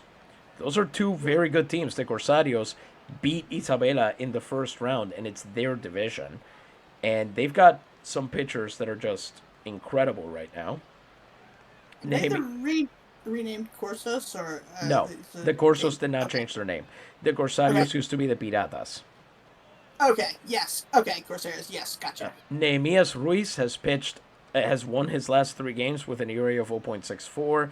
Alberto Garfias, who was supposed to be their kind of whatever pitcher going into this, has pitched 2 games and has not allowed an earned run in either of them. And Andrónico Arellano is currently hitting .450 over his past 34 games. Wow. So that's, they've got certainly tough stuff ahead of them. And the Jinetes are the number 1 seed in Liga Hostos. So whoever comes out of that, it's going to be very, very tough for the Navigadores to beat them, for sure. Yep. Here comes Frank de Castillo. He is 1 for 2 with a ribby against Tito Barrientos, who is at 77 pitches through 5 innings, 5 hits, 2 earned runs, 2 walks, 1 strikeout. This would be the inning to tack on a few more runs, see if you can drive Barrientos from the game, as that changeup misses inside, 1-0. The earlier you can start getting to their bullpen, the better. I mean, that's true now, but it's weirdly even more true then, because you've exposed the soft underbelly of their pitching. Fastball, fouled off, 1-1. Castillo fouls that one off the other way, it's 1-2.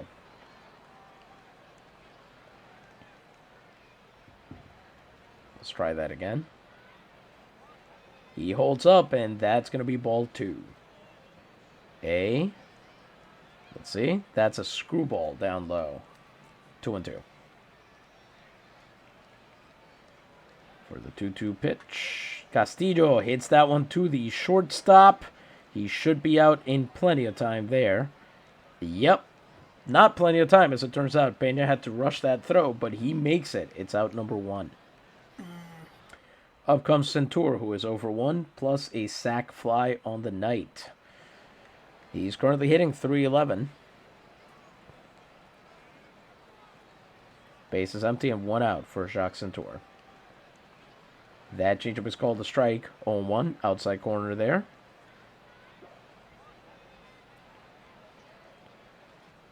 That pitch is going to miss outside. Fastball, high and away, 1-1. Centur bounces that one right to Barrientos. There goes the pitcher fielding. And they do get him just barely. 2 groundouts for Tito Barrientos here in the bottom of the 6th. He's doing what he does best. Keeping the ball in the infield. What did you say? I said, geez. And here comes Wally Balk, who is 1 for 2 on the day. Base is empty and 2 outs. Maybe he can extend the inning a little bit. Get some more pitches. Okay, or he can do that. Which is his 2nd hit of the ball game. Alanis lets it drop in front of him. And that's going to put a man on for Eto Insured-Lu, who is over 2. With a man on first and 2 outs. Here we go. Someone's going to try to steal. That's going to happen. No, I don't think Wally Balk is stealing. I think he is. All right. Fastball is taken for a strike, 0-1. Swung on and hit to second base, and that's going to be an easy ground out for Abejundio Ceja. We're, Darn it. yep. Wally Balk was never going to steal. He's literally been told never to even try. Well, we've seen a lot of guys who've been told they're not allowed to do that, and they still do it. No. Those guys have been told don't do it unless you're absolutely sure you can make it. Wally Balk has been told we don't care. You Fair could enough. be a certain you could think the opposing pitcher and catcher could literally be ignoring your existence. You could be invisible. We would still not let you steal. So we are through 6. The score remains 3-0, Navegadores over Romeros. And when we come back, Ted Balloon is going to try to get through the bottom of this game, holding the Romeros to a single hit. Before that, though, we need one more word, and I hope to the gods who hold broad heaven it's just one more word from our delightful sponsors. Louisa, the booth is yours. Thank you. Folks, I want to tell you to go down and check out Salvador Alcina's Golden Niceties. This is a military equipment establishment, and it has a full assortment of sabers, swords, badges for officers of the Army and Navy, medals and decorations, insignia for revenue and telegraph officers, coats of arms, kepis, cockades, Teresian caps, regulation headgear for the Merchant Marine, Capitoline Guard, and other departments and offices of the insular government. It has wool patches depicting coats of arms, 4 flags, assortments of sheet music, and it is located in the Plaza General Rojas in, of course, Puerto Rico. I love this. This is not like a Army and Navy surplus like we would have today. This is like, go down and get this stuff for your official use. Or do they check your ID? I don't know. Like, could you... Here we go. Here's what I'm getting at.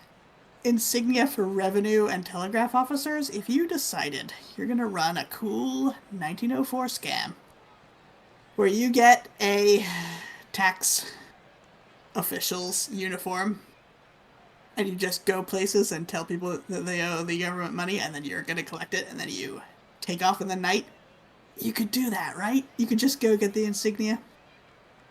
You could go get the proper hat. Because that's kind of what it hinged on at the time. You only had the official badge, livery, paperwork, if you were the official person. And, like, that was the only way to know that you were the official person. But if you could fake that stuff, and a lot of it you could fake from this very store, you'd be all set, right? For your scams, your cool scams, your Ocean's 11, scamming merchants out of tax money, I guess. Says Will, and this is how Louisa got rich. All I'm saying is it's a great idea, and it would make a great movie, and we should write it. That's all I'm saying. We still need to write that classical heist movie. Yes. Oh, that'd be Which, so good. by the way, I think Netflix's Chaos kind of stole your freeze frame on Prometheus hauling ass coming down from Mount Olympus. Kind of the same. No! How could they do this? Kind of the same general area. It's not exactly it. It's definitely a different emotional climate to the series, but Oh, man. It's such a good idea. it's a great idea, which is why nobody will ever do it. We're gonna have to. So what do you think this place's business is like? They could just sell this stuff to anybody? No, I would have to imagine. I would have to imagine you have to present some sort of proof of employment by the civil service. Yeah. I suppose this is the kind of time where if you got the job, you might have to go and get these things yourself and, You, sew the patch to your own jacket. most of the time, you still do for a lot of things. You still have to go buy. I mean, you might be given some basic things, but I know in at least the Navy, some of your uniforms you still have to buy. Oh, all right. Fair enough. Yeah.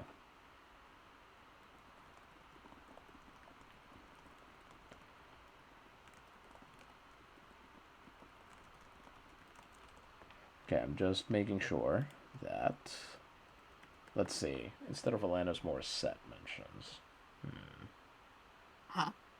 Trying to think something else we can score that we've mentioned during this game. You know, it'd be a more whimsical thing to do, though, with Salvador Alcina's Golden Niceties. Oh You boy. could start your own marching band. You get those... You get those cockades, you get those emblems, the medals, the wool to make the flags, assortments of sheet music. You could start an official army marching band, although you're not official. It's part of the scam. Great. I would love to see. I would love to see Uh-huh. what you can like. Is this just a Music Man situation? Is that what you're doing? I haven't seen the Music Man, so I'm gonna say no. I'm gonna say these are all original ideas, do not steal. No, no, no, no, no. What I'm saying is, how does the scam work? Like, how are you getting money out of it? I guess this is a confidence scam where you are then a hardworking marching band, and then you get things from local people, and you can't be scam artists because you're a marching band, so obviously you're official. Right. It's a low level scam. It's a subsistence scam rather than something more elaborate. Will is very surprised that you've never seen The Music Man. There's a lot of old musicals I haven't seen. I love Singing in the Rain. I haven't seen a lot of other ones. Hmm. I've seen South Pacific and I hated it, so. Yeah. Although I did see West Side Story when I was young, and I'd seen and read part of Romeo and Juliet before that, so I was shocked that Maria doesn't die at the end. She's supposed to die. So that was a weird experience.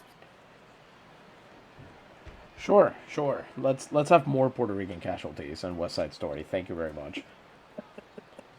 Listen, Juliet dies is all I'm saying. Will is singing Bali High in the chat now. Oh For the no. record, the only song I consider worth it anything in that entire musical is gonna wash that man right out of my hair. I All am right. the very model of a modern Nope. Major Nope. General. Is that Nope. Pirates of Penzance? Uh, Who's that from? yes. It's Is definitely it? Gilbert and Sullivan, which is not South Yes. Pacific. Fair enough. I Yeah. get all the Navy ones confused. I mean, that's fair. They are pretty much the same. And I mean, there is nothing like a dame is fun, but it's inessential. It's a musical that tries to say that racism is bad and then just butchers the message. But maybe it butchers it because we're living in 2024. You know. Yeah, fair enough. All right. Ted Balloon takes the mound for the seventh inning against Atanasio Peña, who is over two. Ted is at 52 pitches over 6 innings, having allowed a hit and 2 strikeouts. I say that like he allowed 2 strikeouts. He's got 2 strikeouts. As that is going to be a leadoff single for Atanasio Peña. Oh, jeez. I thought they caught that in the air, no? Nope. Centaur tried for it, but it got over him. Ah. Will confirms that Modern Major General is from Penzance. Is that how you're supposed to say it? Yes. Penzance, yes. And even makes fun of HMS Pinafore in like the third verse. Nice. All right, here we go. Ted Balloon with a man on base for the first time in a while. Has no outs to work with. And Eduardo Alanis coming up to bat 0-2. Penzance is in Cornwall. I've been near Yes. there. Fastball inside 1-0. I briefly considered putting a team there. Aha.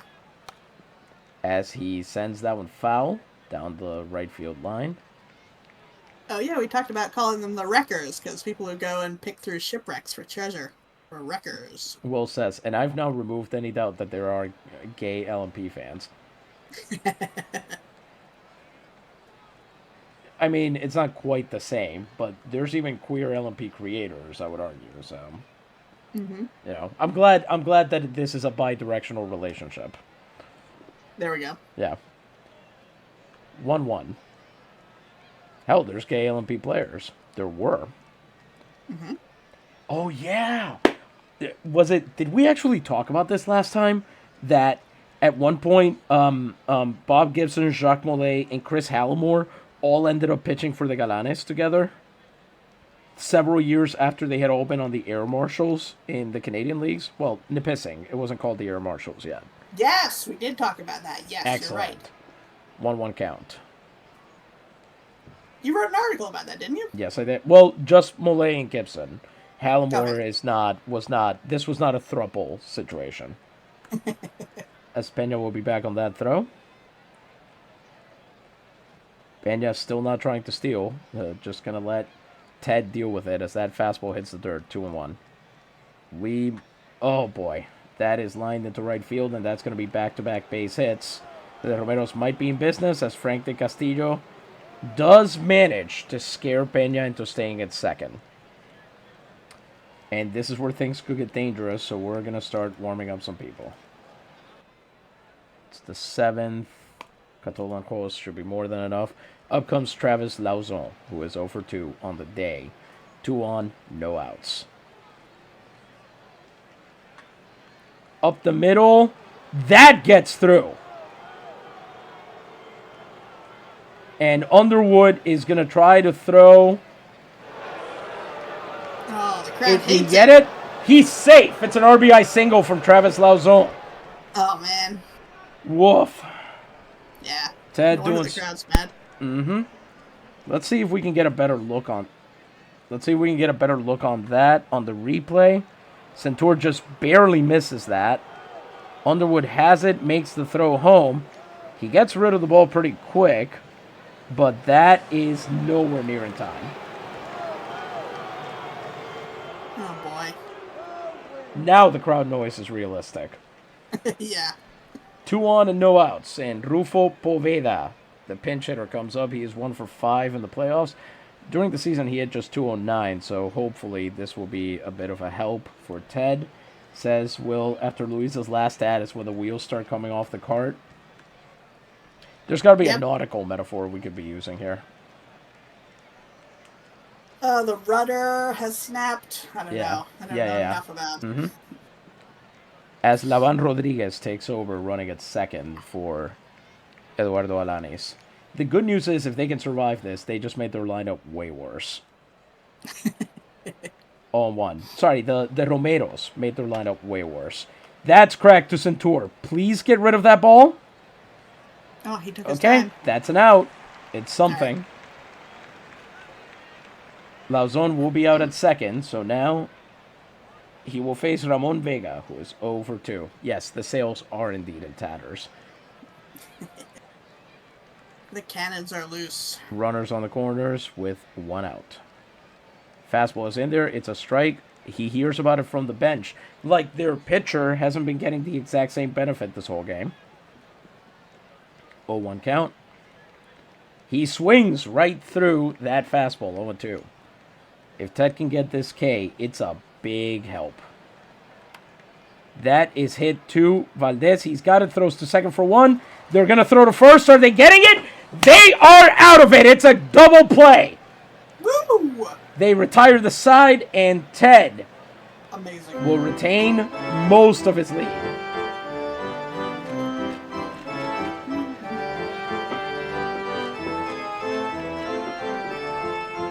It's got some extra mustard on it today.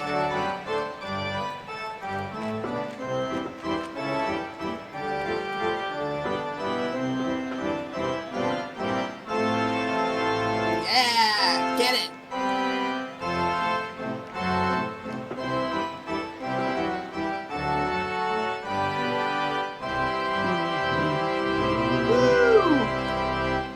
For once, I felt that we deserved to hear all of that.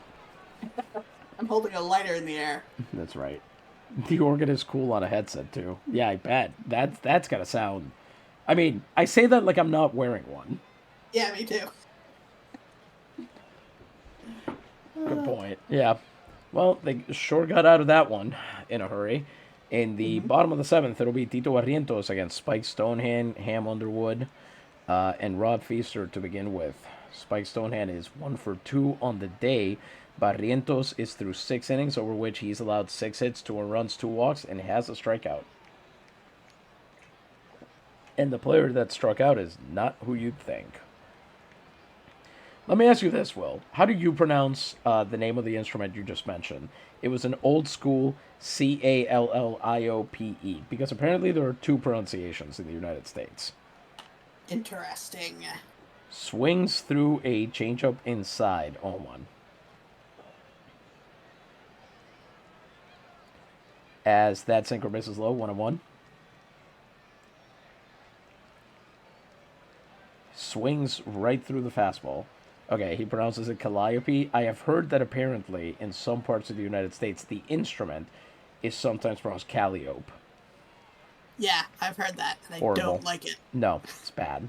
1-2. How dare you disrespect the muses like that? Misses with a sinker, 2-2. Barrientos now at 92 pitches. I always think I can name them, and then I'm like, Calliope, Terpsichore, and then I stop. Because I can't. I certainly cannot name all 9. I actually really tried to figure this out at one point. Calliope, Terpsichore, Cleo, the Muse of History. Yes, Cleo, Erato, Erotic, okay. If you're just going to do that. What? Yeah, I was going to Erato next. Okay. Euterpe. Yes. Oh, Polyhymnia. Polyhymnia, yes. How many is that? 5? Yes. No, 6. And 2/3. We're fine. 2 out of 3. That's a good day at the plate. Mm-hmm. Fouls off that screwball. Will that's grumpy, sneezy, bashful. Pretty much. The professor, Marianne, 2-2 count. See, he takes that fastball low. Spike Stonehand working a full count here. Out of Tito Barrientos, this will be another payoff pitch.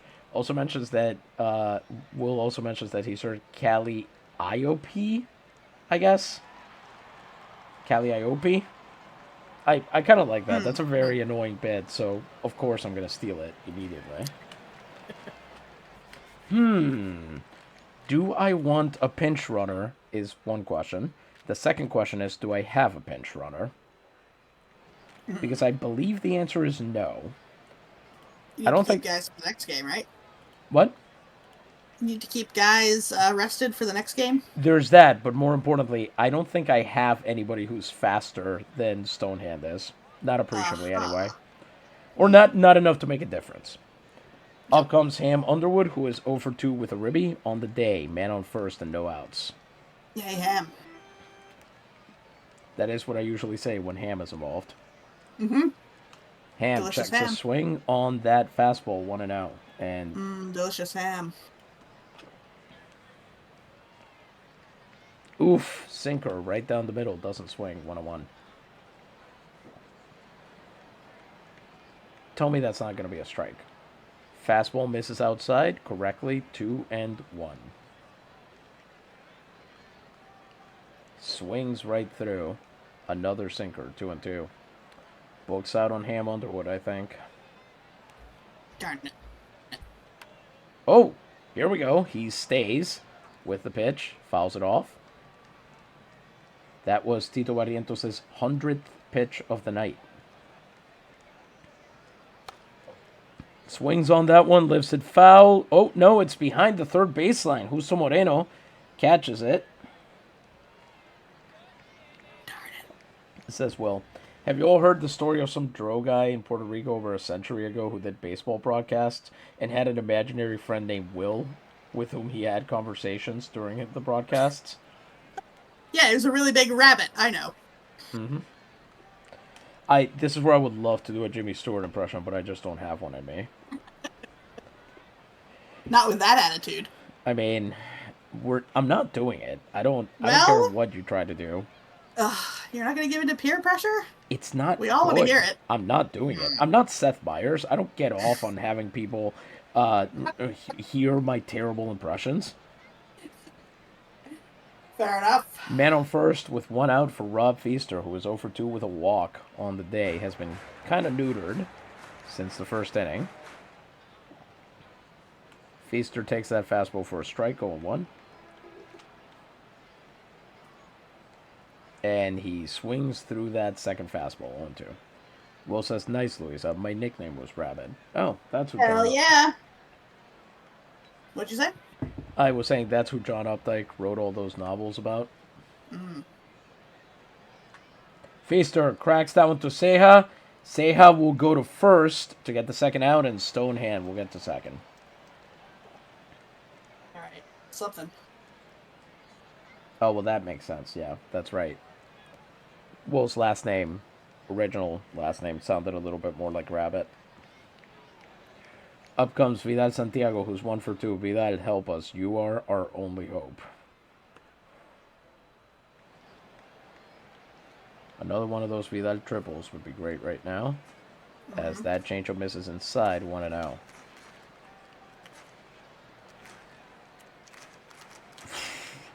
Vidal swings and misses right through that sinker, 1-1. I like Santiago. how much the. Oh, Chops it to Peña, throws over to first, and we are through 7. Peña to Poveda. You were saying? I like how much the rhythmic clapping sounds like it's going to be the beginning of In the Navy by the Village People. You've mentioned Because that, yeah. It seems very appropriate for the Navigadores. Whose seventh inning music would actually be, if I remember correctly, Styx's Come Sail Away. Yes! Which- I know I've said before, it's the perfect bridge song between the nautical bent of the 70s and the outer space bent of the 80s. And I can truly just imagine an entire audience singing it. That would just be Yes. terrifying. Especially because it starts so calmly, so sweetly. Oh, it'd be amazing to hear a whole crowd sing it. Yes, absolutely. Justo Moreno is up. He's over 2 against Ted Balloon, who is through 7 innings on 63 pitches, 4 hits, 1 run, 2 strikeouts. Kareem Unbar is ready to go in the bullpen if Ted gets himself into trouble. And we'll bring in Jack Atoll in case we need to get out of a multi-runner jam. But for now, we're going to let Ted try and close this out. He misses high and away with a fastball, 1-0. And then misses again, high and low with a fastball. Pardon me, that was a forkball on the first pitch. Misread that. Misses high and low with a fastball, 2-0 there.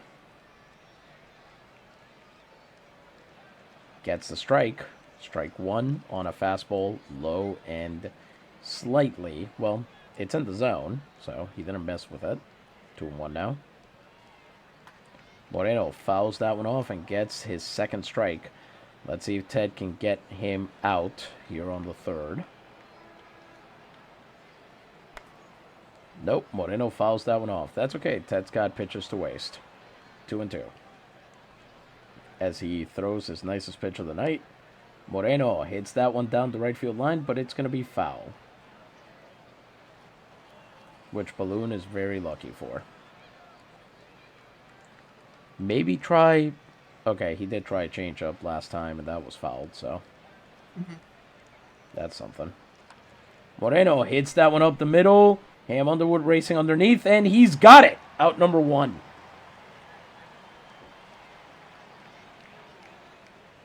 Tibulo Jacinto comes up next. He is 1 for 2 on the day. Tibulo Jacinto. There are way too many Hispanic names with double 3-syllable couplets. Told me that before, and now you have to tell yourself. What? About singing names to the tune of Kokomo. Yeah, there are way too many names in Spanish that make sense to that tune. Yes. Ball 1, down low. As he swings right through the changeup, 1-1.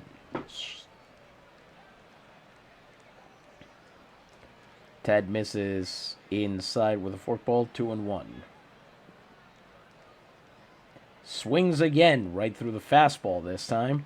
Down low there. Let's see if Ted can finish him off. He's got 2 strikes on him again. Got him! Third strikeout from Ted Balloon tonight Woo! to take Tibulo Jacinto out of the equation, and up comes Abejundio Ceja, who is over 2 on the day. He's had 1 hit in 9 at-bats against Balloon. Amazing. Ceja knocks that one to Valdez. Valdez has it, makes the throw, and the side is retired. Ted with a great rebound inning there after allowing the run in the 7th. Luisa does also fit with Kokomo, you're right. Mm-hmm. True. Up comes Tito Barrientos at 107 pitches over 7 innings, 7 hits, 2 runs, 2 walks, 1 strikeout. And leading off in the bottom of the 8th, it's Benji Valdez, who has 1 hit and 4 at-bats against Barrientos. Valdez is 1 for 3 on the night. But I will say, when I make terrible song parodies, I like to make sure the cadence also fits, and Luisa and Kokomo are not stressed on the same syllable, and it breaks my heart. That's very true. For the record, for that matter, I guess I should say, Yes. neither are either of the guys' names. Wait. But you wouldn't be singing it to Kokomo, wouldn't you? You'd be singing to Aruba, Jamaica, right? Yes. Okay. Yeah, Then so it it would doesn't fit fit. with that. It doesn't fit with the word Kokomo. Okay. I see where we're talking here. Yeah. On 1.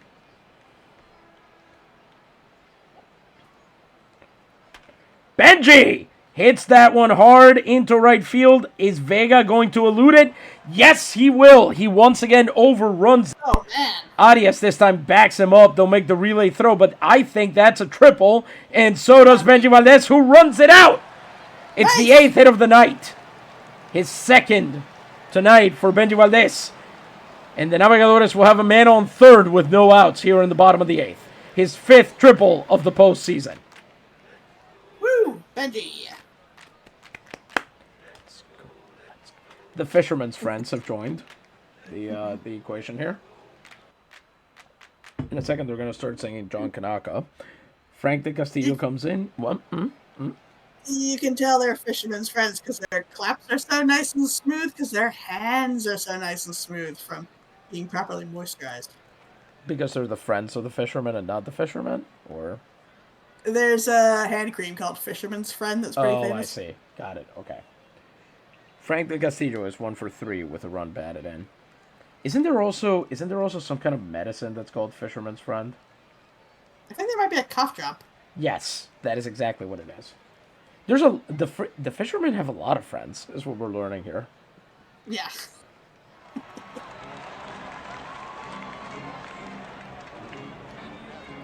Low and inside with the fastball to the Castillo. They're not going to give him anything to hit.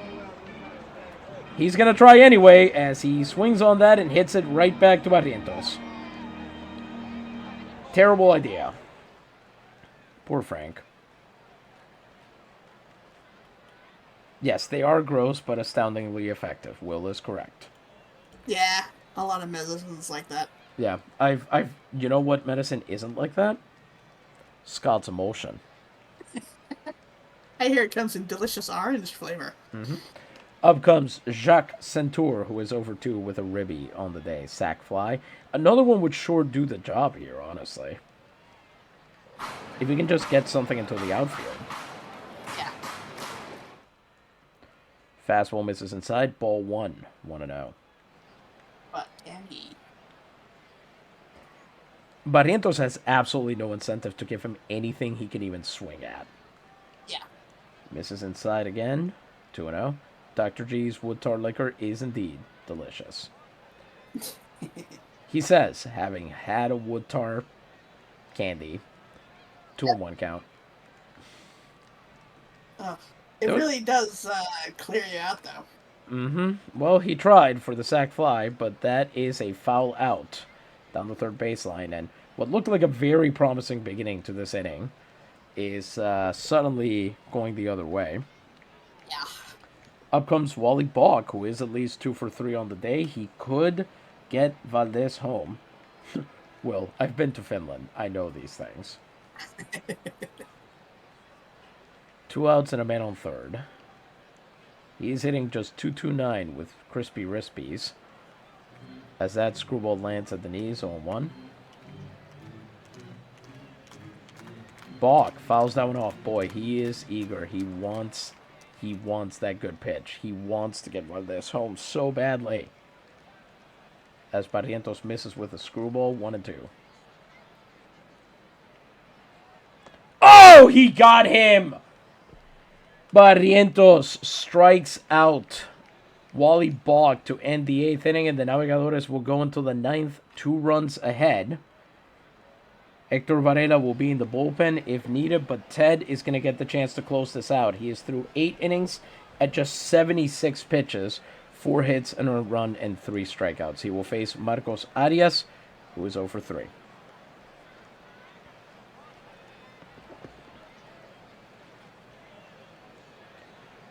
Balloon misses outside with a forkball, 1-0. Then he pitches a breaking ball, curveball high in the zone, but catches the edge, and it's 1-1 now. Oof, Arias checks his swing just in time on that fastball, and it's 2-1.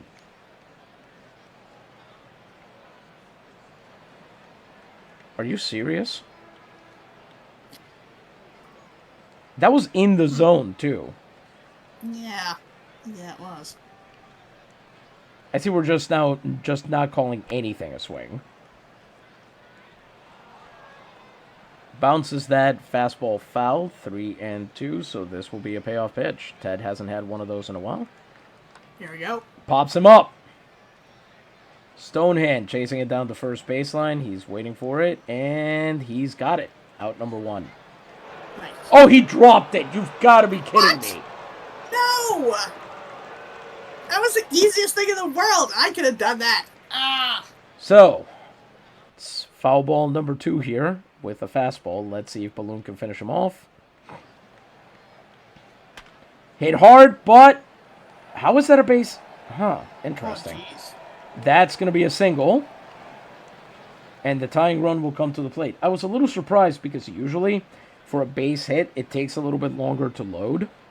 So when it loaded immediately, I assumed there was going to be an out. Shows me. Atanasio Peña is 1 for 3. Got a man on first and no outs. Peña represents the tying run. The best thing that could happen right now is for Arias to try and steal and get thrown out. Mm-hmm. They're playing at double play depth. That is cracked. Feaster has it. Throws. He's not going to throw to second, but he's got the 1 out. Wait, what? We never saw him get rid of the ball. What are you talking about?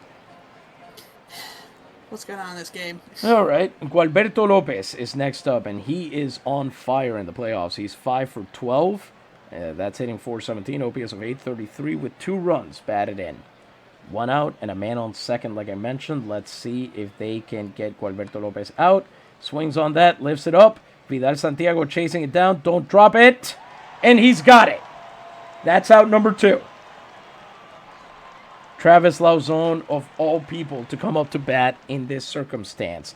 A home run from him would tie the game. Let's see, how many home runs did Ted give up during the season? Just 4. I don't think he's in the habit of that anymore. Lauzon is 1 for 3 on the day with a ribby. Let's see if Ted can get him out here. Romero's down to their final out. Lauzon, of course, back in the 7th inning. He had 2 on, hit an RBI single. And Balloon, trying to work around him, gives him a fastball, low and in. Lauzon doesn't bite, 1-0. Gives him a forkball, high and in. Lauzon doesn't bite, 2-0. Gets a strike by the barest of margins with a fastball, low and away. It's 2-1 now. Gets the swinging strike on the fastball, 2-2. The Romeros down to their final strike here in this game. Let's see if Ted can make it happen. We've seen him play heroics before, and he misses just barely with the fastball there. It's full count. This is going to be a big-time playoff. Well, it is a playoff payoff pitch. Oh, here we go. Got him! Ted Balloon strikes out Travis Lauzon, and the Navegadores win Game 1, 3-1 on his 4th K of the night. This game is in the books. Naguabo wins 3-1 and takes Game 1 in the Campeonato de las Ligas. They don't even know what to do. They're just standing around. Yeah. Ted Balloon with his 3rd win of the postseason. 9 innings, 5 hits, 1 run earned, 4 strikeouts, no walks, no hit batsmen, and no wild pitches. Amazing. He reduced his ERA. Anybody incredible. He reduced his ERA from 3.38 to 2.67. Multi-hit games from Benji, from Wally, and from Stonehand. And we saw a couple of triples, saw a double, but not a whole lot of offensive effort for all of that. As it turned out, those 2 walks from Feaster and Santiago were the majority of the offense today. Will, thank you for coming. This was a great game to be back on. We're glad that we took last week off. We don't think we could have done it justice if this exact game had happened last Friday. So we're glad we took the week off, but this was great. Luisa, any final thoughts before we let him go? I'm pleasantly surprised that the Naves were able to do it, and I hope they carry this momentum forward, I guess, for the rest of the series. Yeah. They're not quite back on form, and it is kind of dangerous. I know I said earlier that I was hoping everything would kind of... They would break out of their slump, and that would carry them forward. And 3 runs in 1 game is not what I call breaking out of a slump. Mm-hmm. Having said that, I should also recognize that, I mean, a lot of the games where they score a ton of runs are against, frankly, bad teams. There are no bad teams left at this point. Yeah. You have no choice but to hunker down and try to win every game as hard as possible, basically. So I'm glad that they were able to do it. Ted, once again, this is a whole new Ted. Ice in his veins. I mean, getting that double play in the 7th, striking out Lauzon to end that. There are so many things he did in this game that are just, they're classic Ted. They're the stuff that we've come to expect from him, but with a mental toughness that just wasn't there in previous years. He just kind of didn't lose his head. Mm-hmm. And that's how you win games against a pitcher who is, right now, honestly, Tito Barrientos is a great pitcher right now. Allowing 2 runs, or 3, 2 of which were earned, walking 2 guys, striking out 2 guys, most days, you win that game. Mm-hmm. But when you're facing 1904 Ted Balloon, it's going to be kind of tough. Well, gente, thank you very, very much for coming. We're going to be back next week by hook or by... Actually, we are not going to be back next week because I am off on a side hustle, essentially. But we'll try to get to you when we can. Not sure when that will happen. We'll see if we can arrange something during the week or something like that. But we intend to... Next time we're back, we will have for you the Campeonato Nacional Puertorriqueño, the national title championship. And by then, probably some news on how the playoffs have gone in other countries. The Cuban League and Mexican League should be wrapping up by then. In the meantime, this has been, as always, Isidro Montalvo Espinosa, broadcast coordinator for Liga Nacional Puertorriqueña en vivo. Gente, como siempre, buenas noches, gracias mil, y Dios les bendiga.